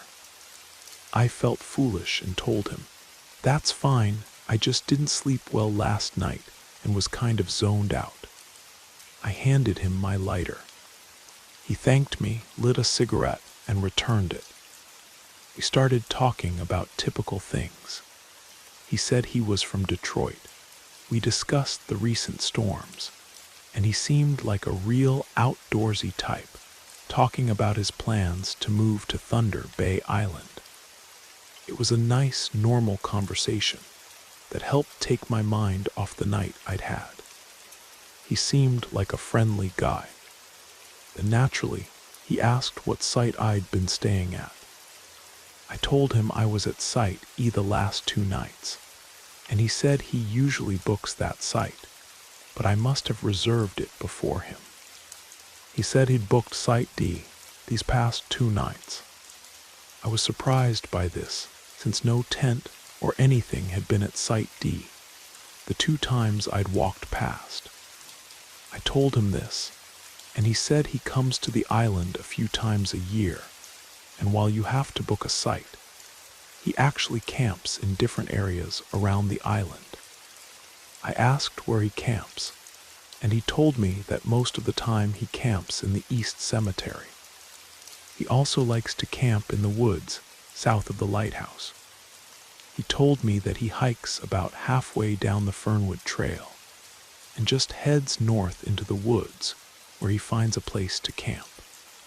He said that one time he found the ruins of a small log cabin in the woods, and he's going to try and find it again to camp inside it. At this point, I started to change my opinion about this guy and wanted to change the subject. But then he asked me if I heard the screeches in the woods. I took a moment to reply, knowing he was talking about the wailing I'd heard. I told him I had and asked if he knew what it was. This time he paused, and I saw his expression change. He looked as if he was considering whether to tell me something, like sharing a secret. With no emotion at all, he said matter-of-factly, "A demon lives on this island." Under any other circumstances, I would have laughed this off, but not after what I'd experienced the night before. He looked at me and must have seen the anxiety and fear I was feeling. He surprised me by letting out a quick laugh and asked if I'd seen anything that night. I told him I hadn't seen anything, and he stared at me like he was trying to figure something out. I felt like he could tell I had experienced something. He then told me he'd seen something in the cemetery that night. His face and mood changed again, like he was trying to confide in me. I really didn't want to ask what he'd seen, but I knew he wanted me to ask. So with a shaky voice, I asked what he saw in the cemetery. But I could tell he changed his mind about telling me. He actually looked at me with empathy and said that what he saw was hard to explain. But if I was afraid of the screeching noises, he didn't think I should go near the cemetery. I didn't say anything, but then he said 4 words without any context: "Keepers of the Flame." I looked at my cigarette, saw the long ash, put it out, and told him I was going to wait by the dock for the boat. He nodded, and I started to walk away. After a few steps, he called out, "Hey." I turned to look at him, and he just said, "Don't come back here." I turned and kept walking. I don't know if that was a warning or friendly advice, but I took it to heart. I was definitely not coming back to Pine Lake. When I got home, I looked up Keepers of the Flame as it related to Pine Lake. I found 3 possible references. The name of the Native American tribe that lived on the island could be translated as Keepers of the Flame. The lighthouse keepers were sometimes called the Keepers of the Flame. And there was also a 19th century cult that allegedly visited the island periodically that called themselves the Keepers of the Flame. I know that hundreds of people visit Pine Lake every year and have a great time camping, hiking the trails, and exploring Harrison's buildings. But my humble suggestion is this: do not go to Pine Lake. My brother and I attempted primitive camping in the Rocky Mountain National Forest, choosing to pitch our tent deep in the wilderness rather than at a designated campground.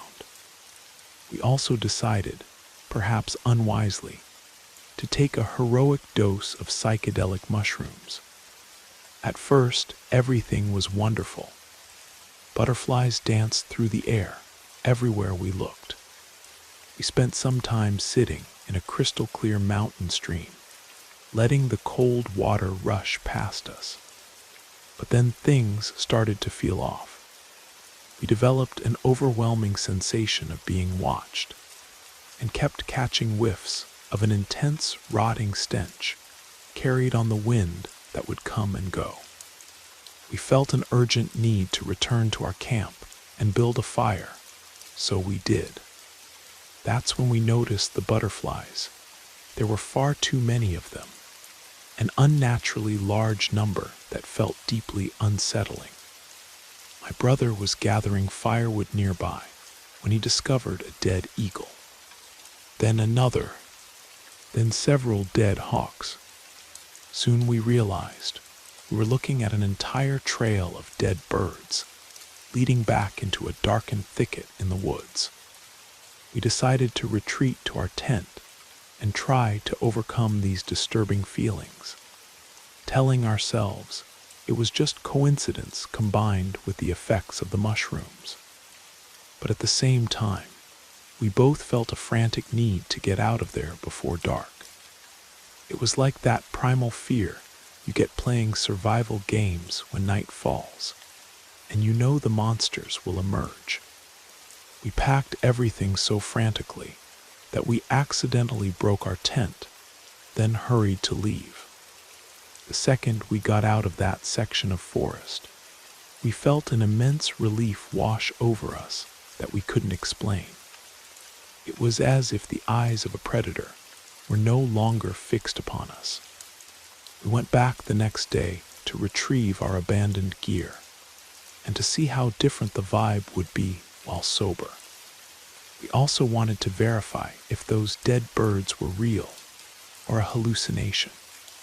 They were still there, exactly as we'd remembered, at the stream in the exact spot where we had been sitting.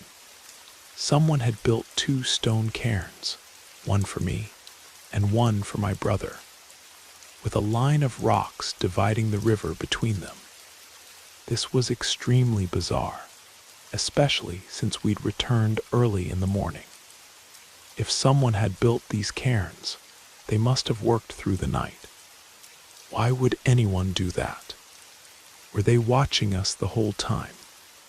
How did they know exactly where we'd sat in the stream? Why didn't they touch our towels we'd left behind?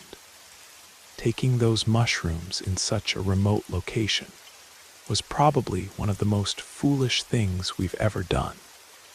But it's become an unforgettable memory. Looking back, we still can't explain what we encountered out there in those mountains. I love camping, and anytime my sorority sisters came home from college, we would load up our coolers with drinks, grab our gear, and spend time outdoors. Unfortunately, while at school, none of my university friends ever wanted to join me camping, so I often experienced serious withdrawal from outdoor adventures. One perfect spring day, the weather was simply too beautiful to waste indoors. I grabbed my camping gear, borrowed my friend's car, and drove to a secluded spot that was still within a reasonable distance from civilization, where I could get help if needed. Camping alone sometimes creeps me out. But that creepy feeling is actually part of the appeal. It's the same reason people read scary stories. It's fun to be scared in a controlled way. I set up my small camp and got a fire going. I hadn't brought much food, but I was enjoying myself reading and exploring the surrounding area. Suddenly, I got that distinct feeling of being watched and froze in place. I heard a twig snap to my right, then saw a deer bolt from about 100 feet in front of me. I laughed at myself and returned to camp with an armful of firewood.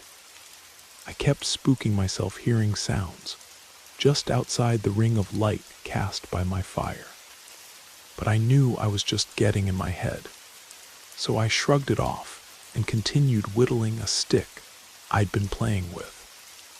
Around 1 in the morning, I decided to go into my tent and turn off my lantern. I'd been drinking beer and smoking cheap cigars. Another reason I enjoy camping: I can act however I want. I passed out relatively quickly. At about 2 in the morning, I started hearing footsteps. They sounded light and somewhat hesitant. I told myself it was probably a deer or more likely a raccoon, since I might have left some food out. Still, I remained on guard. After about 30 minutes of sleeping with one eye open, I heard a rubbing noise and saw the tent fabric being pushed in slightly. I don't know how, but I managed to stay perfectly still in my sleeping bag, gripping my hunting knife. I desperately wanted to thrust the blade through the tent fabric, but I was holding out hope that it was just some of my fraternity brothers playing a prank. Then, as suddenly as it began, everything stopped. I was starting to feel slightly more secure since daylight would arrive in about 2 or 3 hours. But I knew I should have put my boots on in case I needed to move quickly. After staying alert for a while longer, my friend's car alarm suddenly started blaring. I freaked out and ran from the tent. I got about 2 steps before someone grabbed me from behind, their hand covering my mouth. I tried to scream, but their pinky finger slipped between my teeth.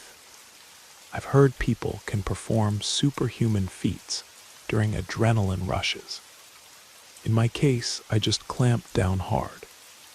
There's no way to say this without sounding ridiculous, but his finger popped off. He screamed and pulled his hand away, the severed digit falling to the ground. He took off running down the hill I was camping on, and I sprinted in the opposite direction. I must have looked absurd to the people whose house I ran to a college girl in a tank top, boxers, and steel-toe boots, with blood that had oozed from my lip, not from biting off the attacker's finger, but because I'd also managed to take a good chunk out of my own lip in the process. I told them what happened. They called the police and got me some proper clothes, while the man of the house made me a whiskey and coke. When the police arrived and checked out the scene, it was light out. They brought me back so I could get my friend's car, and what I saw made me even more terrified. Right next to the tent was a red gas can. He could have just set me on fire while I slept. The finger was also gone, suggesting he had returned to retrieve it.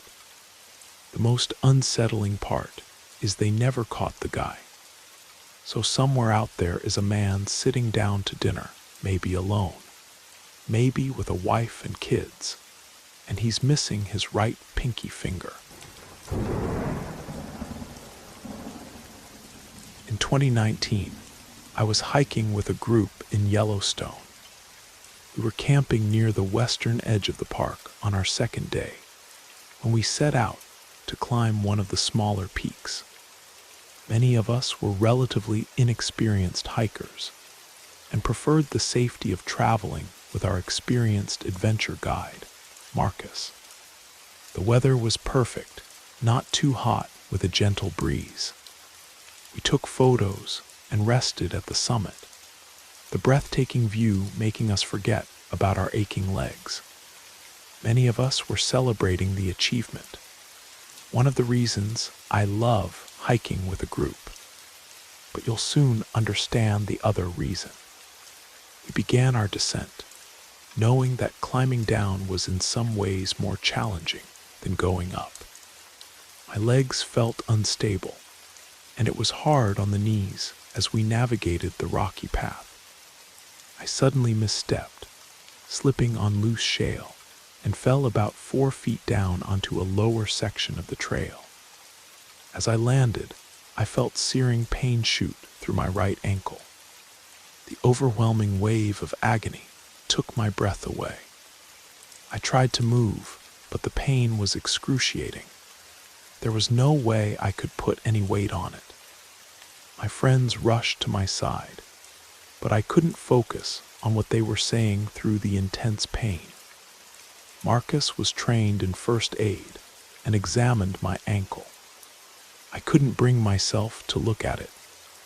He didn't say much as he covered it back up with my pants, but one glance at my friends' faces, many looking quite upset with forced smiles, told me everything I needed to know. I didn't ask questions.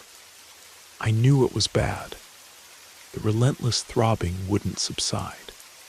And by this point, I had realized that I still had to get down the mountain one way or another. I think that's when panic took over and made the pain even worse than before. Marcus instructed the others to set up camp a short distance below on a wide ledge while we waited for the rescue team.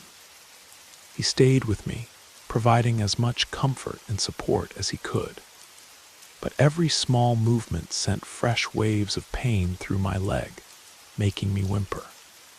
I think I may have blacked out for a while. When I came to, I had been wrapped in an emergency blanket. Marcus had radioed for help, and we were informed that the rescue team would take several hours to reach us. The trail we had taken was narrow and treacherous, complicating any rescue operation. They would have to hike in with all their equipment, and the rough terrain would significantly slow them down. As we waited, the temperature dropped into the teens. I began shivering uncontrollably. There wasn't enough level ground to build a fire on the narrow path. Obviously worried about shock, Marcus gave me some emergency heat packs, which I clutched under the blanket. That provided some relief. By the time the rescue team arrived, the sun had set and darkness had fallen.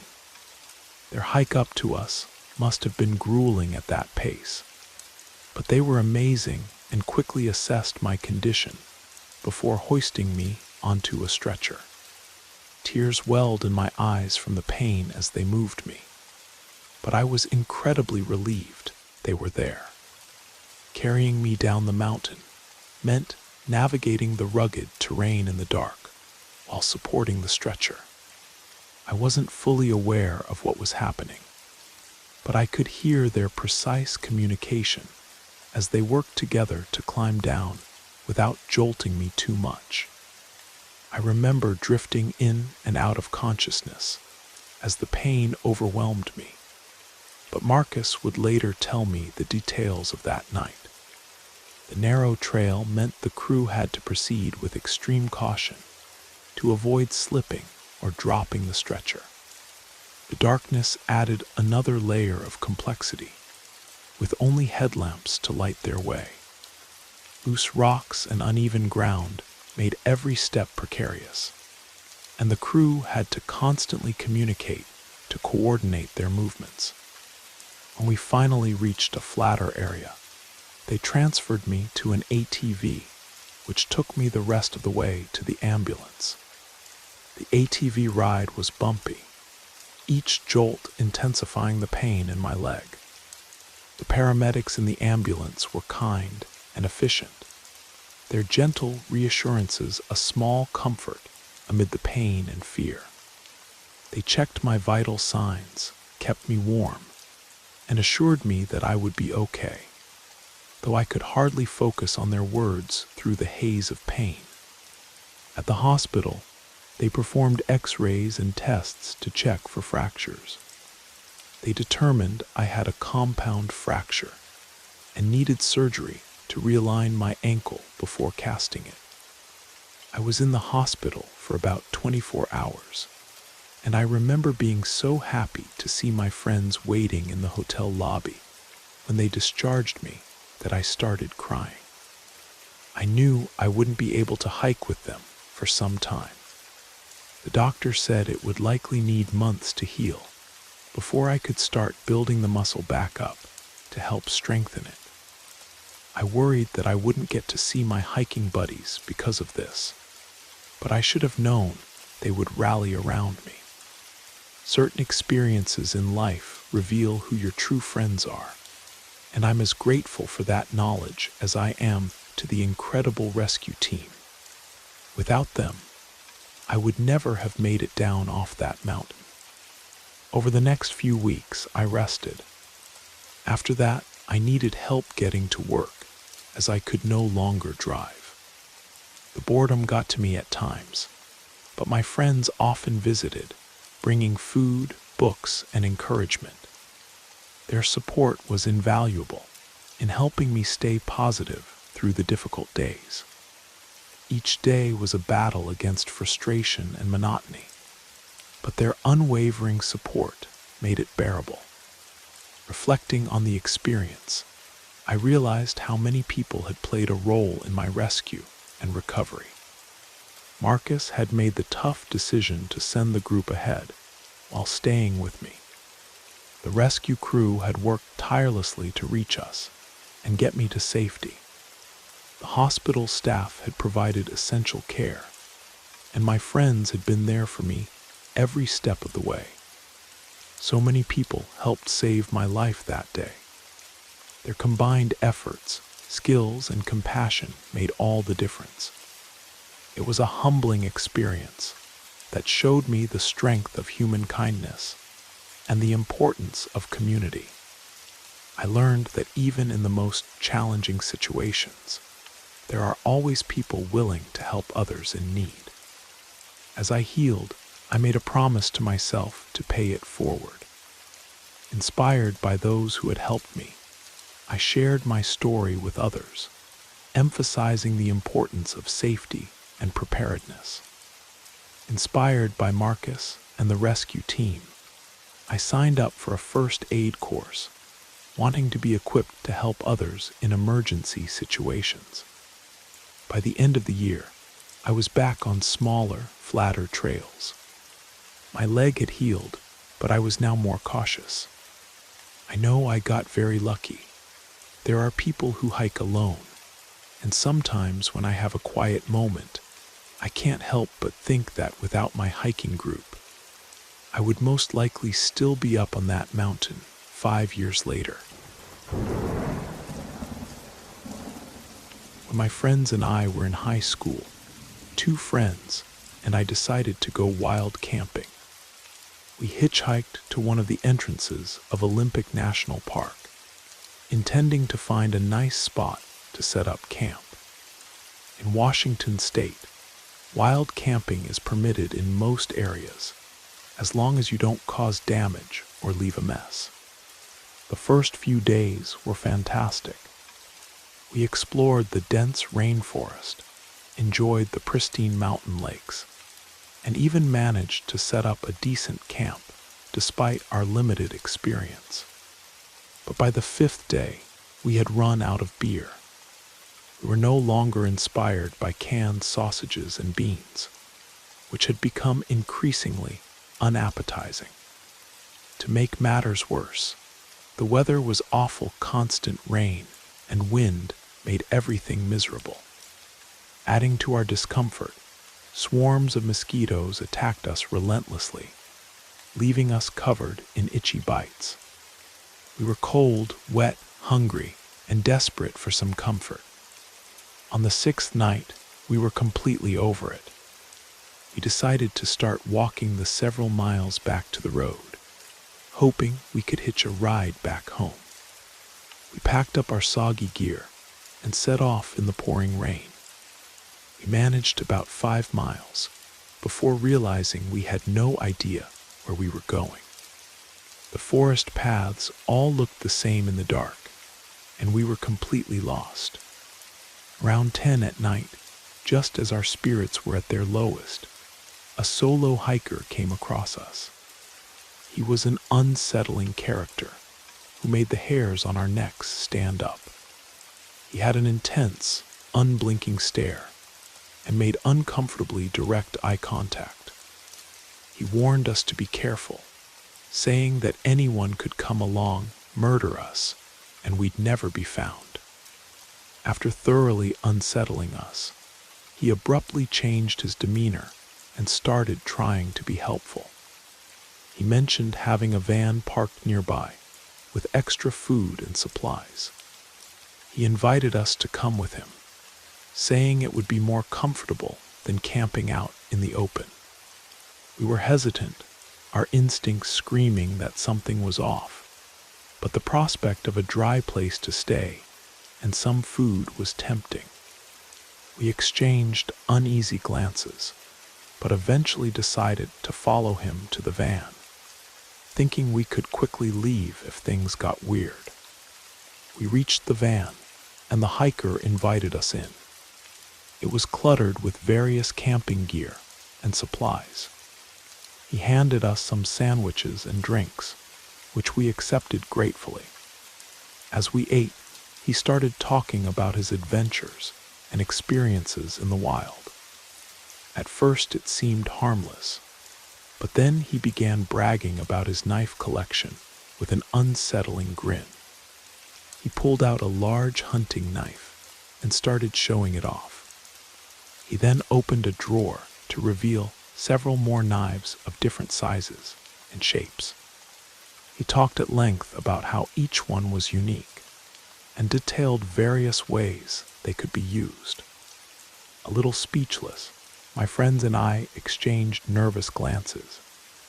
Noticing our discomfort, the hiker put away the knives, but instead of letting us leave, he pulled out a smaller knife and a sharpening stone. He began methodically sharpening the blade, the scraping sound filling the small space of the van. As he sharpened the knife, his tone became irritable, and he remarked that we should be grateful for the food and shelter. My friends and I were unsure how to respond. Realizing this guy was clearly unstable, my friend Jake thanked the man for his hospitality and politely excused us, saying that his dad was expecting us to check in once we'd made it back to the road. The hiker seemed to hesitate, but eventually put the knife and sharpening stone away, laughing off his earlier mood. We were all clearly uncomfortable and wanted to leave immediately. We quickly thanked him again for the food. The rain was still pouring, making the path slippery and treacherous, but we basically ran, not knowing if the man would follow us. Our hearts pounded as we navigated the dark path, constantly looking over our shoulders. Every rustle of leaves and snap of twigs made us jump, fearing the hiker was following us. The journey felt like an eternity, but we finally reached the road. I guess the mention of Jake's dad was enough to make him think twice about whatever he was planning. As we reached the road, we saw headlights approaching. We flagged down the car, which turned out to be a kind elderly couple. We explained our situation, and the couple, sensing our distress, immediately agreed to give us a ride to the nearest town. The relief we felt as we got into their car was immense. During the drive, we began to relax. The couple asked us about our trip, and we recounted the highlights of our adventure before the disturbing encounter. They listened sympathetically and even offered us some wool blankets they had with them. The couple was so kind and dropped us off at Jake's dad's house, which wasn't a huge detour for them. His dad was surprised to see us, so we explained about the mosquitoes and how our shoes had been soaked through for a couple of days. Jake made a joke about needing a hot shower, but we didn't mention the encounter with the man in the van. His dad would have rightfully called us idiots for going back to the van with him. And to be honest, I felt like one already. We're older and broader now, and could probably hold our own, but nothing beats that kind of crazy. So we all steer clear of weirdos with knife collections. Remember, kids, don't talk to strangers. About 15 years ago, when my friends and I were in college, we decided to go camping at a national forest in Oregon for spring break. We were eager to escape the stress of college life and enjoy some time in nature. It was still pretty cold out, so there weren't many campers around, and the nearest group to us was at the far end of the campground. We were pretty inexperienced campers and forgot a few things. So after setting up camp, we decided to walk to the shower block near the center of the campground to freshen up and see if they had any vending machines or notices about local amenities. As we approached the shower block, we noticed a group of men loitering outside, loudly chatting and leering at us the moment we came into view. Their conversation seemed to shift, and they began whispering and chuckling while casting long, suggestive glances our way. One of them let out a low whistle, and another muttered something under his breath that made the rest of the group laugh. Their eyes followed us with an unsettling intensity that made my skin crawl. It was clear their attention was focused on us in a way that was neither friendly nor welcome. We felt their eyes on us as we approached, and I could sense my friends tense up beside me. Their behavior made us extremely uncomfortable. We pretended to check the notice board a little distance away, trying to act casual. My heart was racing, and I could feel my friends' unease. In hushed voices, they suggested we go back to our camp. We made a show of looking at the various notices, trying to act normal. The men's laughter and crude remarks continued behind us as we walked away. I was deeply uncomfortable at this point, and my friends expressed the same. We wanted to avoid the group and made a plan to go back later when they had left. Back at our campsite, we tried to shake off the encounter and enjoy our evening. We had dinner, chatted, and relaxed by the fire. But as night fell, it started getting quite cold, so we bundled up in our sleeping bags inside the tent. Just as we were settling down, we heard the sound of a large vehicle rolling up to the campsite right next to us. The campsite was by no means full, and I remember wondering why they parked right next to us when they could have chosen any other site. I heard the sound of their truck's engine idling, and then 3 deep male voices laughing raucously. I got shivers. I just knew it was them. I recognized the grating laugh that belonged to one of the men.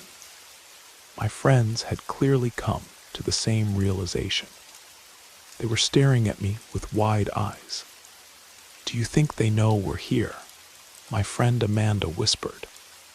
We hoped it was a coincidence, while sickeningly realizing the alternative, that they knew we were here, which meant they would have had to have followed us back from the shower block or spotted us at some point during the day and made note of where we were.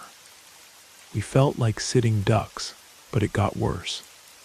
The men's voices were audible from within our tent, and we could tell that they had built a campfire and sat down around it. We could hear the pop as they opened beer cans, and occasionally the hollow clatter as they tossed the empty ones down on the ground. They weren't making any effort to keep their volume down. Their voices carried clearly through the walls of our tent, and we heard snippets of their conversation. Some of their remarks were disturbing, full of innuendo and threats.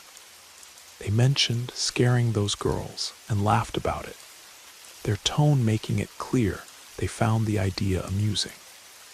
It became evident they were talking about us, and their intentions did not sound harmless.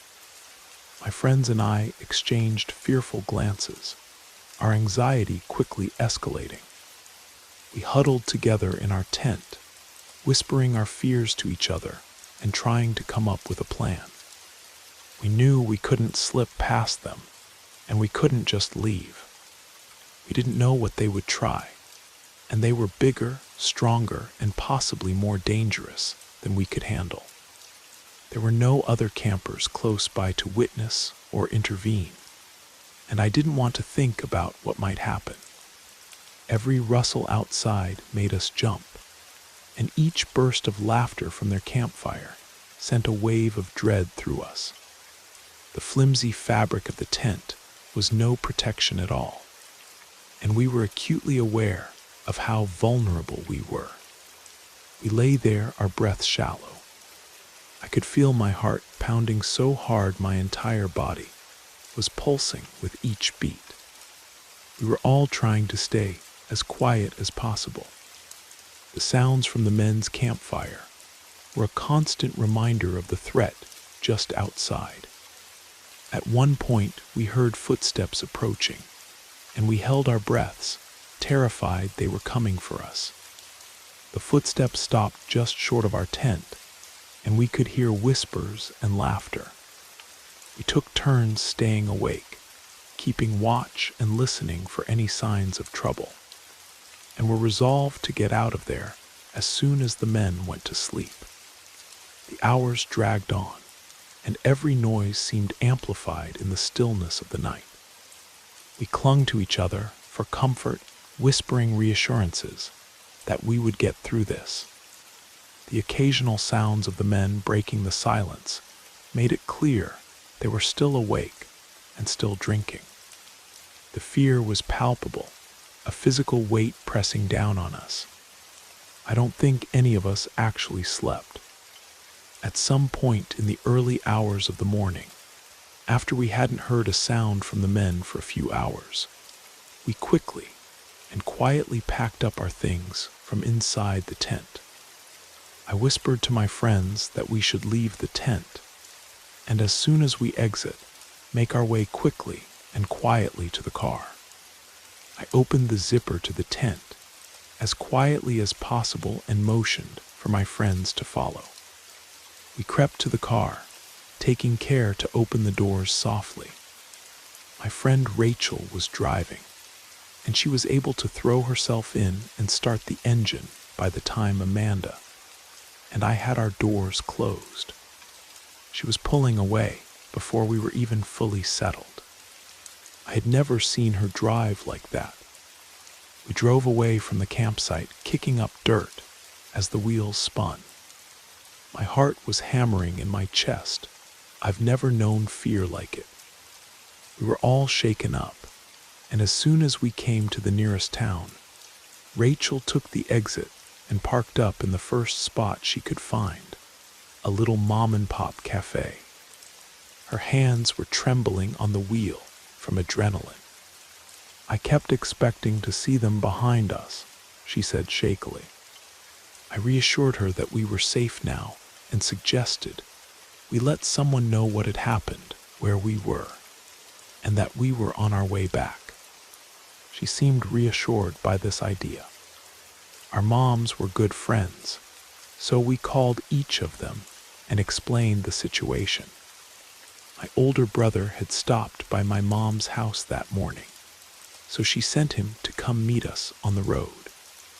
This gave us the courage to get back on it, and about 30 minutes later, He reached us and escorted us back to my mom's house. That experience has never left me. The sense of vulnerability and fear. We felt that night was something we never wanted to experience again. A few years later, I got my concealed carry permit, and I now carry when I go camping. I hate that it came to that, but people can be unpredictable and dangerous. Living in an area known for drug problems, it's not unheard of to encounter shady characters in remote places. I take extra precautions now to ensure my safety. I was made all too aware of how vulnerable we were as 3 girls camping out in the woods with barely another soul around, especially with the violent intentions those men gave voice to. Despite the fear that lingered from that night, we were determined to not let it ruin our love for the outdoors. We planned our trips more carefully after that, choosing campsites that were well maintained and had a ranger station nearby. Over the years, we've had many more camping adventures, and while we remain cautious, we've never had another encounter like that one. Last weekend, my 5-year-old son and I went tent camping in the Sierra Nevada mountains east of California. The weather was overcast, and by the time we finished kayaking, we made our way back to camp. Once we got back, I couldn't shake this feeling of unease. I mostly shrugged it off, thinking I was being overprotective of my child. One thing to point out, there was a trailer and a truck close to us, but I never saw anyone throughout our experience there. At around 8 in the evening, we started our campfire. We roasted marshmallows and ate snacks. During this time, I would think I heard a crack or a subtle movement, but I thought it was just the embers popping. Once the sun finally set, I noticed it was completely pitch black outside the reach of our campfire, most likely due to the overcast weather. At this point, I decided it was time to pack up our food and take it to the car. But I had this sudden feeling that I was being watched and decided to turn my headlamp on. I faced 30 degrees to the right of me, about 40 to 50 feet from us.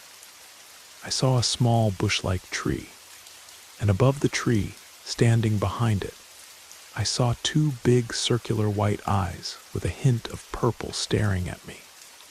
The creature was far enough from the glow of the fire that I couldn't see a silhouette of its body, but it was close enough that its behavior was odd.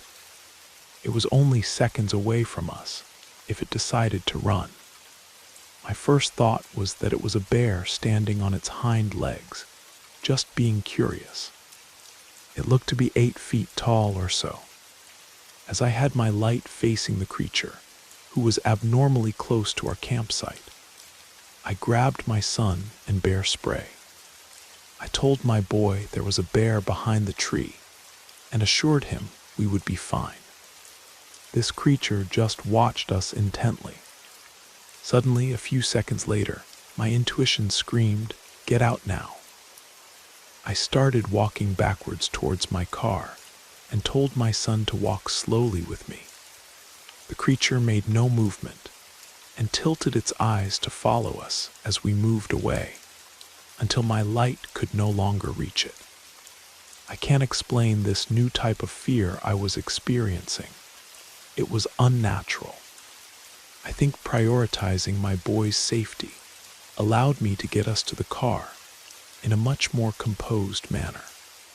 Once in the car, we waited 30 minutes to see if it would come into the campsite to look for food, but nothing happened. I thought perhaps it had left, and we could sleep in the car to be safe. I decided that I was going to try and grab blankets from the tent, put the fire out, and we could pack out first thing in the morning. I thought wrong. The campsite from the car was about 100 150 feet away. To the right of us were big trees, and to the left was tall grass and brush. I got out and turned my headlamp on. My light shines toward the brush, and laying low in the grass, I see the white eyes again, staring at me. I decided to try to act big and yell out at the creature, but it made a move towards me, which sent me jumping back into the car and reversing.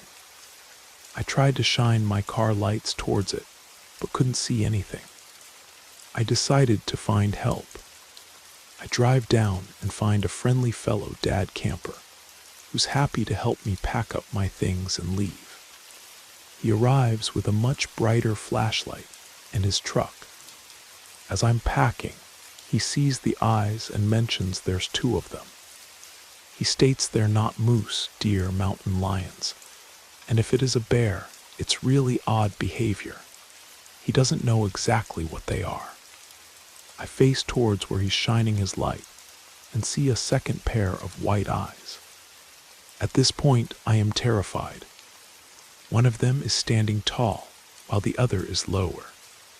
This time they are much further back, as if they now know there's a new reach limit to the light devices being used. It wasn't until the lower set of eyes decided to stand up and be much taller than the first one, looking monstrous, that my new friend became very uneasy. He said, "This has got me on edge. Let's just throw everything in your car and leave." The whole time we're packing out, I would catch these creatures creating a perimeter around us. They just walked around the campground in circles, waiting for something, it seemed. I tried to think of rational possible explanations, but the more I think about it, the more I can't shake the feeling that this could have been something supernatural or unexplainable. They were too smart, intuitive, bold, scary, and didn't act like normal wildlife. I was getting goosebumps retelling this story. This is the most terrifying thing I've ever experienced. This is the most terrifying thing I've ever experienced. This happened 4 years ago when my boyfriend and I were still relatively new in our relationship. My sister had recommended a snorkeling trip as a fun activity. It was this quarry surrounded by a campground that had filled with water over the years. The place was known for its crystal clear water and diving attractions. There's apparently a sunken helicopter and a school bus that people dive down to see. My boyfriend and I decided to camp for the night. While we were checking in, we separately both got a bad feeling about the place, but we'd kept that to ourselves until after we left. At first, it was a really good time. We snorkeled in the shallowish area of the quarry, and although the depth of the water was a bit uncanny, I was still enjoying myself. The water is 65 feet deep, so once you swim out of the shallow area, it immediately drops off and becomes pitch black. This is actually where I realized that I'm terrified of deep water. Besides the dark depths while you were swimming, there was something very scary about a lake that's perfectly still. I assume because it's a quarry, the water doesn't have a current. My boyfriend and I were winding down our night and back at the campsite. We're camping in a grassy patch down a hill from the road. Our tent is pitched in a wooded area that our campsite extended to. And just across the green is a campsite that looks well lived in, but our neighbors were out. We're making hot dogs over the fire when our neighbors get back. It's nighttime now, and they immediately go to sleep. I'd say 20 to 30 minutes after they get back is when things started to become spooky. My boyfriend and I were chatting when we noticed a dark figure watching us from up the hill. Because of the shadow of the fire, we couldn't actually make out the characteristics of the figure. but we knew they were staring directly at us, almost hiding behind our neighbor's truck. This person watched us for what felt like forever, until they started walking down the road.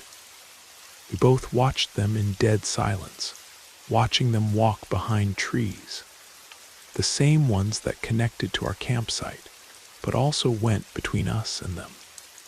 I anticipated each time I'd see them walk forward out from behind a tree.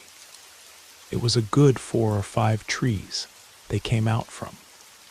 It wasn't until after this that I noticed they'd stopped walking, that they were possibly hiding behind a tree. I was totally freaked out. Where did they go? I watched my boyfriend looking at what happened, and he was thinking the same thing. He shrugged it off, and I naively did too. We actually ended up forgetting about it and went to the quarry late night. It was beautiful seeing the stars reflected against the water, but the deep, now all-black water was terrifying to say the least. We walked back to our campsite, laid in our tent, and smoked a joint. I soon began to feel an uneasy feeling which I was trying to ignore, telling myself it was because I was high. After some silence between us, my boyfriend says to me, "Do you feel like we're being watched?" I said, "Why would you say that?" Half joking but full serious that I was scared. My boyfriend wanted to get out of the tent, so we were standing by my car. I got this stupid idea that being in the middle of the field that's in the middle of a campground is the safest place for us. My logic being, if someone was going to come up at us, we'd at least be able to see them. So we're in the middle of this field when we see a similar-looking shadow figure staring at us. This person must have been about 20 yards away. We both notice them while walking, and they're walking in the same direction as us. We change directions, and so does the figure. We tell one another if we change directions again, and so does the figure, that we're going to book it to my car. When we change, the figure follows, and we decide to run back to the car. I watch them from my seat as they slowly walked back into the darkness, while still staring in our direction. My boyfriend at this point says to me, "Let's get out of here." I agree, but all of our camping gear is outside. We quietly get our things together, not trying to freak the other one out. The weirdest part of the story, in my opinion, is the next part. My headlights weren't working, and there was a weird fog over my windshield that didn't go away, no matter what we did. We had to drive out of the woods with only low beams and a strange fog over the window. We could barely see. But we got out of there. Weirdly enough, the fog went away as soon as we got to the gas station. We got home at around 1 in the morning. I told my father the story the next day, and he said he's glad we got out of there, or else we could have been murdered. 2 people have died at this campground while snorkeling, which I found out later after I got back. My boyfriend, and I think it was either a person trying to kill us or something supernatural. We've kind of settled on it being supernatural because what happened was so unexplainable to us. I'm a 14-year-old boy, and my friend group all around the same age share one passion, sailing. When a boat race was announced on a lake in Colorado where we all live, we decided to participate. Since the race was hosted on a lake surrounded by wilderness and campgrounds, my friend suggested we spend the nights there camping. We brought our tents and sleeping mats and found a perfect spot. It was kind of isolated, but had a beautiful view of the lake. One small issue though, the camp was more like an open space in a little forest. So we were surrounded by trees with the only way to get in and out being a narrow dirt road. We parked the RV there, and us teens prepared for sleep outside, while all the adults slept in the RV. We had a ton of fun joking around and starting a fire. You know, all the things you do on a camping trip. When it was time to sleep, we all got into our tents and drifted off. Well, I hope so for my friends, but that wasn't the case for me. I just couldn't sleep, probably due to the uncountable number of sodas I downed just a few hours prior.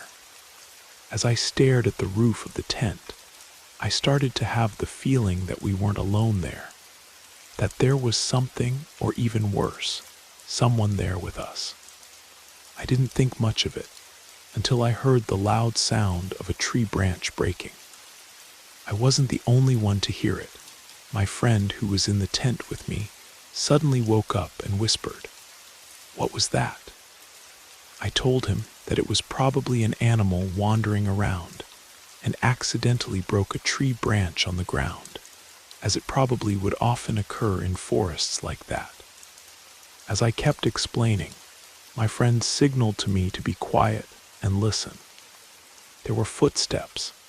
That's what ran through my mind as soon as I heard leaves and branches moving on the ground.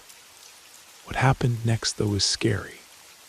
Everyone was suddenly woken up by the RV's anti-theft alarm going off. We all peeked out of our tents just to see a silhouette of a man running away into the woods. We found a crowbar near the RV's front right door. Thankfully, the alarm went off and scared the thief, because if it hadn't happened, most likely all of our belongings that were inside the RV would have been stolen. I'm still unsure whether the footsteps we heard earlier and the attempted break-in were connected, but it definitely made camping a lot scarier knowing someone had been watching us, waiting for the right moment to strike. It was a harsh lesson about the importance of security, even in what seems like a peaceful wilderness setting. I went camping with my wife and stepdaughter the other night near Mount Rainier in Washington. We were off the main road in a secluded route that seldom had cars passing by, with no foot traffic through the area at all. However, we heard a noise late during the night that honestly could be explained logically by something natural we don't know about. However, my wife and I have both been losing sanity trying to understand what that noise could have been. The first occurrence of the noise happened around midnight, and we can only describe it as a slow, deliberate rhythmic vibration on the tension paracord strips that were securing the tent to the ground. Naturally, we thought it might have been a critter curious about the tent, but the slowness and rhythm of the noise makes us believe otherwise, because small animals generally scratch quickly and make sounds more hastily. The other conclusion that leads us to believe it wasn't a critter was because throughout the night, we actually did hear squirrels running around outside curious about our stuff. Why is that detail important? Because during the time leading up to the noise and the time after the noise, we heard absolutely no critters outside running up to or away from the tent. Whatever was creating the noise was absolutely silent coming up to and away from the tent, or eerily enough, may have been floating or something of that nature. We did hear it again around 2 in the morning the same night, and during that specific episode, the noise seemed to have shifted from one corner of the tent to the corner closer to our heads, allowing us to even feel the vibration of the sound reverberating throughout the floor of the tent. That's what leads me to believe it was the taut paracord strips, because of the tension allowing the vibration to be much stronger. You may have heard the noise again a third time. but it seemed so weak and went on for such a small duration compared to the other times that we honestly couldn't really key in on the noise that time. So we aren't sure if that was actually the same thing or just our sanity playing tricks on us. My wife and I were very disturbed when we heard that, and it honestly kept us awake and on high alert for a while. We are very curious to know what it may have been. The most unsettling part was that it seemed to be some kind of hum, but not in the pleasant way where it's a tune or anything like that. It was a low-pitched hum that was reverberating through the campsite and forest, and also through our bodies. It had two tones. It started with a relatively higher pitch and would switch to the relatively lower pitch after a period of time. Then it would start over without a break in the sound at all. It wasn't soft either. It felt like it was covering the entire wooded area we were in. It didn't sound like an animal, a person, a machine, or anything that I've ever heard. At this point, I absolutely cannot hold off on a bathroom trip any longer. I put on my hiking boots and quietly tell the dogs to stay put. My wife is still sleeping. I unzip the tent and go outside. The entire campsite was covered in this spooky fog, but it felt like it was my vision that was foggy, not the actual air. I couldn't see anything clearly. The two-tone humming then got louder. I do my business maybe 5 feet from my tent and quickly get back inside, burying myself into my sleeping bag with a sweatshirt over my head to try and drown out, or at least ignore the humming. The dogs raise their heads and growl a few times throughout this experience, but that isn't unusual for them when camping. I never saw any figures or lights in the woods, but I also was not looking for them and was trying to ignore the entire experience. The next morning, we packed up early and left. Neither of us wanted to spend another night there, though we never discussed why. It wasn't until we were back home that we finally talked about what we'd heard and realized we'd both experienced the exact same thing. We've camped many times before, but we've never encountered anything like this. Does anyone know what this humming could have been? I watched video footage of a camping trip that my friends never actually went on. It was becoming a tradition. For the past 2 years, we'd gone on a camping trip together. My group of friends, Danny, Jessica and her sister Amy, Michael, Thomas, Monica, and I. Monica's family is really wealthy, and they own a lot of land out in Wyoming. So we've spent our past 2 summer vacations out there in their woods.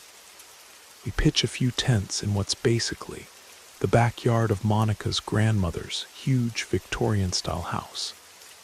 And we pretend we're roughing it when in actuality, we just sleep out there for 5 hours of the night, that we don't spend drinking or playing video games inside. Cooking out over the bonfire and climbing trees is fun, but it's always been a very small part of the trip. None of us talked about it or admitted it out loud, not even Monica. But we were all a little afraid to be out there for too long. We had no concrete reason to be, but we were.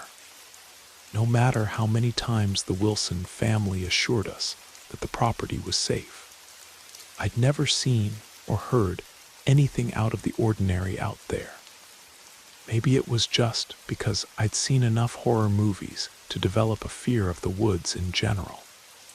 But something about the air in the intimidatingly vast property just made me feel really vulnerable. I got told just days before we were supposed to leave that I wouldn't be able to take the time off for the trip. One of my fellow supervisors at work had to go in for emergency surgery on his knee, and my store just didn't have the coverage. I was really bummed, but my friends didn't hold it against me. We all know being an adult sucks sometimes. I told them that they could still use my cooler and my tents and my camcorder, and that they should video blog the trip for me. I hugged them all goodbye the morning they left, and then I went off to my shift. I told Thomas to call me once they got there, because I knew he would be the only one who'd remember to check in. Thomas never called. None of them did. I left work at 10 p.m. and tried to text and call all of them, but not one of them got back to me. I checked Twitter, Facebook, nothing from anybody. No update since Monica's hitting the road status from earlier that morning. I felt like throwing up. Something felt really wrong. Michael's mother called me as soon as I started to panic, and she sounded really rattled too. He hadn't talked to her all day, and he's really good about touching base with her when he takes trips. I'd later learn that the whole night my friends' parents were all trying to get in touch with each other. None of them had heard from their kids since they first got on the road. Monica's mom called the landline to the house several times. Grandma Wilson was out of town this year, but Monica should have answered if they were there. She didn't. Danny's father drove up to the Wilson property the next morning with Monica's parents. He told me something felt off as soon as he stepped out of his car. When you pull up to the house, there's no fence or anything, so you can see if anything is set up in the area surrounding it. He would have been able to see if anyone had set up tents and gear as soon as he got up the path, but there was nothing. But he said all the house's windows were open and all the lights were on. Within a half hour, they called the police. I was asked to come in, watch the videos, and answer any questions I could. I transcribed what I watched as best as I could. Clip number 1, 10:45 a.m., 16th of September 2016. Daniel has pointed the camera at the rear view mirror. "How do you know when it's recording?" Daniel said. "The green button is on, dummy," Monica replied. Clip 2, 1:15 p.m. the same day. Daniel is filming the back of Jessica's car, just ahead of them. He's talking to Thomas and Monica, but I can't tell what they're saying. Even with the audio adjusted, it's raining really hard, and I see flashes of lightning. Clip 3, 8:16 p.m. the same day. A close-up of Monica. She's smoking and swinging in the rocking chair out on the back porch. She looks tipsy. She notices she's being filmed and winks at the camera. I think Thomas laughs. Clip 4, 10:16 a.m., the 17th of September 2016. I swallow hard when I see the timestamp. It doesn't make any sense. Saturday morning, Danny's father was already calling the police by then. Amy is flipping pancakes. She scrunches up her nose at the camera, and Daniel chuckles. "You don't look so good, Amy." "Didn't sleep," Amy responded. "How come?" Daniel asks. "How could I with all those screams last night?" "What the hell?" Daniel inquired. "You didn't hear that." Jessica and I were freaked out. We were out in the tents all night, and we didn't hear anything. Lucky you. We came in the house at like 4, and it was still going on. I don't know when it stopped, but I guess I fell asleep at some point. Did the guys say anything?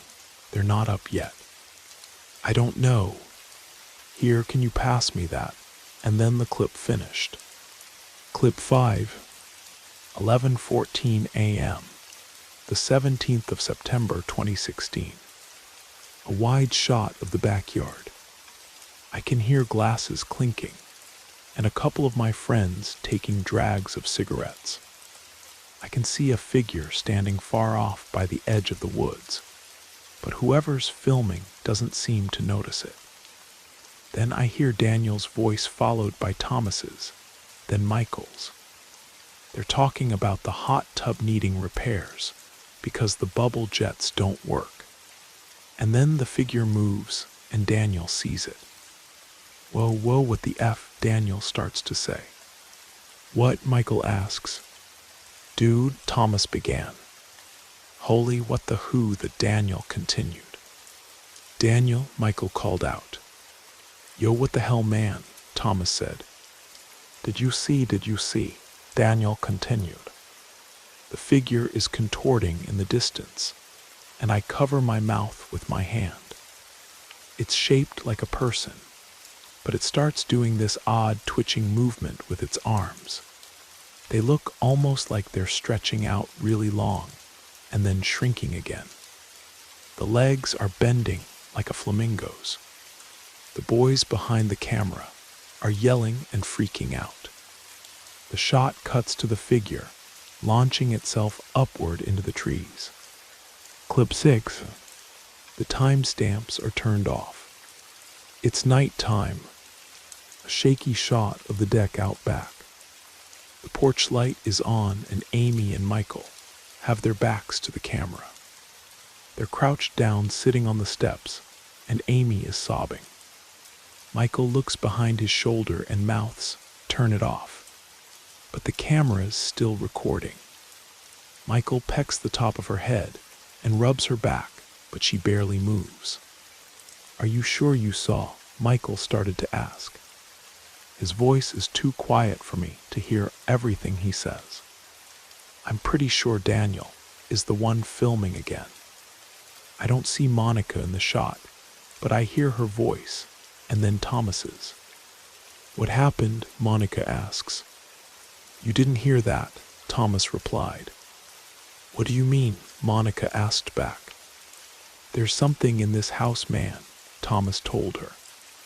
Guys, Daniel started. I looked in every single room. There's nothing in here, Monica said. Freaking me out, man. I'm tired of this shit, Thomas continued.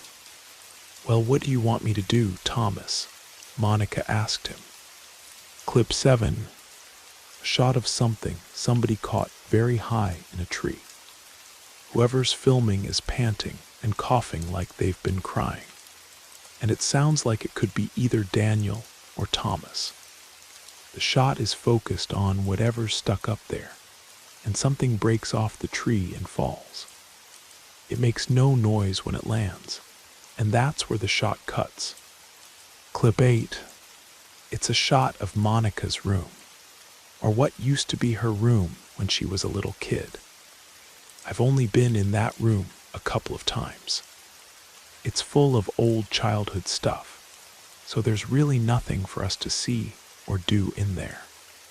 The window is open, and a little breeze ripples through the curtain. There's a crash like glass shattering from what sounds like downstairs, and I nearly jump out of my seat, shielding my eyes. But the cop touches my arm, tells me there's nothing scary in the shot. It's still just the room, pink and purple with sunshine coming through. The clip ends with another loud crash, and I swear I see a flicker of someone's face, wide-eyed, and gaunt peeking into the corner of the window, just for a second. I gasp out loud and whip around to look at the cop, and he gives me this nod to keep watching. The last clip they show me is a still, blurred shot of the living room. The camera's facing the window overlooking the backyard, and I can still see the lit campfire. The TV isn't in the shot, but I can hear the music to the menu screen of one of the Mario Kart games. The shot is shifting in and out of focus, and I can tell nobody is recording. The camera's just been left on. It's about a minute and a half of just this. Then suddenly, the power in the house goes out with a crack, and I shake in my seat. There's a strange howling noise from the outside, but it's not a coyote, not an animal. It sounds like 2 or 3 people mocking wolves, but warped. Something hits the window with a hard thud, and I wince as blood splattered across it. Through the smears, I can see somebody, with oddly shaped limbs, standing by the fire. They don't move, they just stand there with their head bent down, fixated completely on the flames while the howling keeps going. And I start to notice something. The howling sounds exactly the same every time, like it's a 6-second sound clip playing on a loop. As soon as this clicks in my mind, it stops completely, and I'm so thrown off that I almost don't see the figure disappear. It doesn't leave the shot. I don't see it move. It just vanishes. The fire goes out, and the lights turn on in the house again.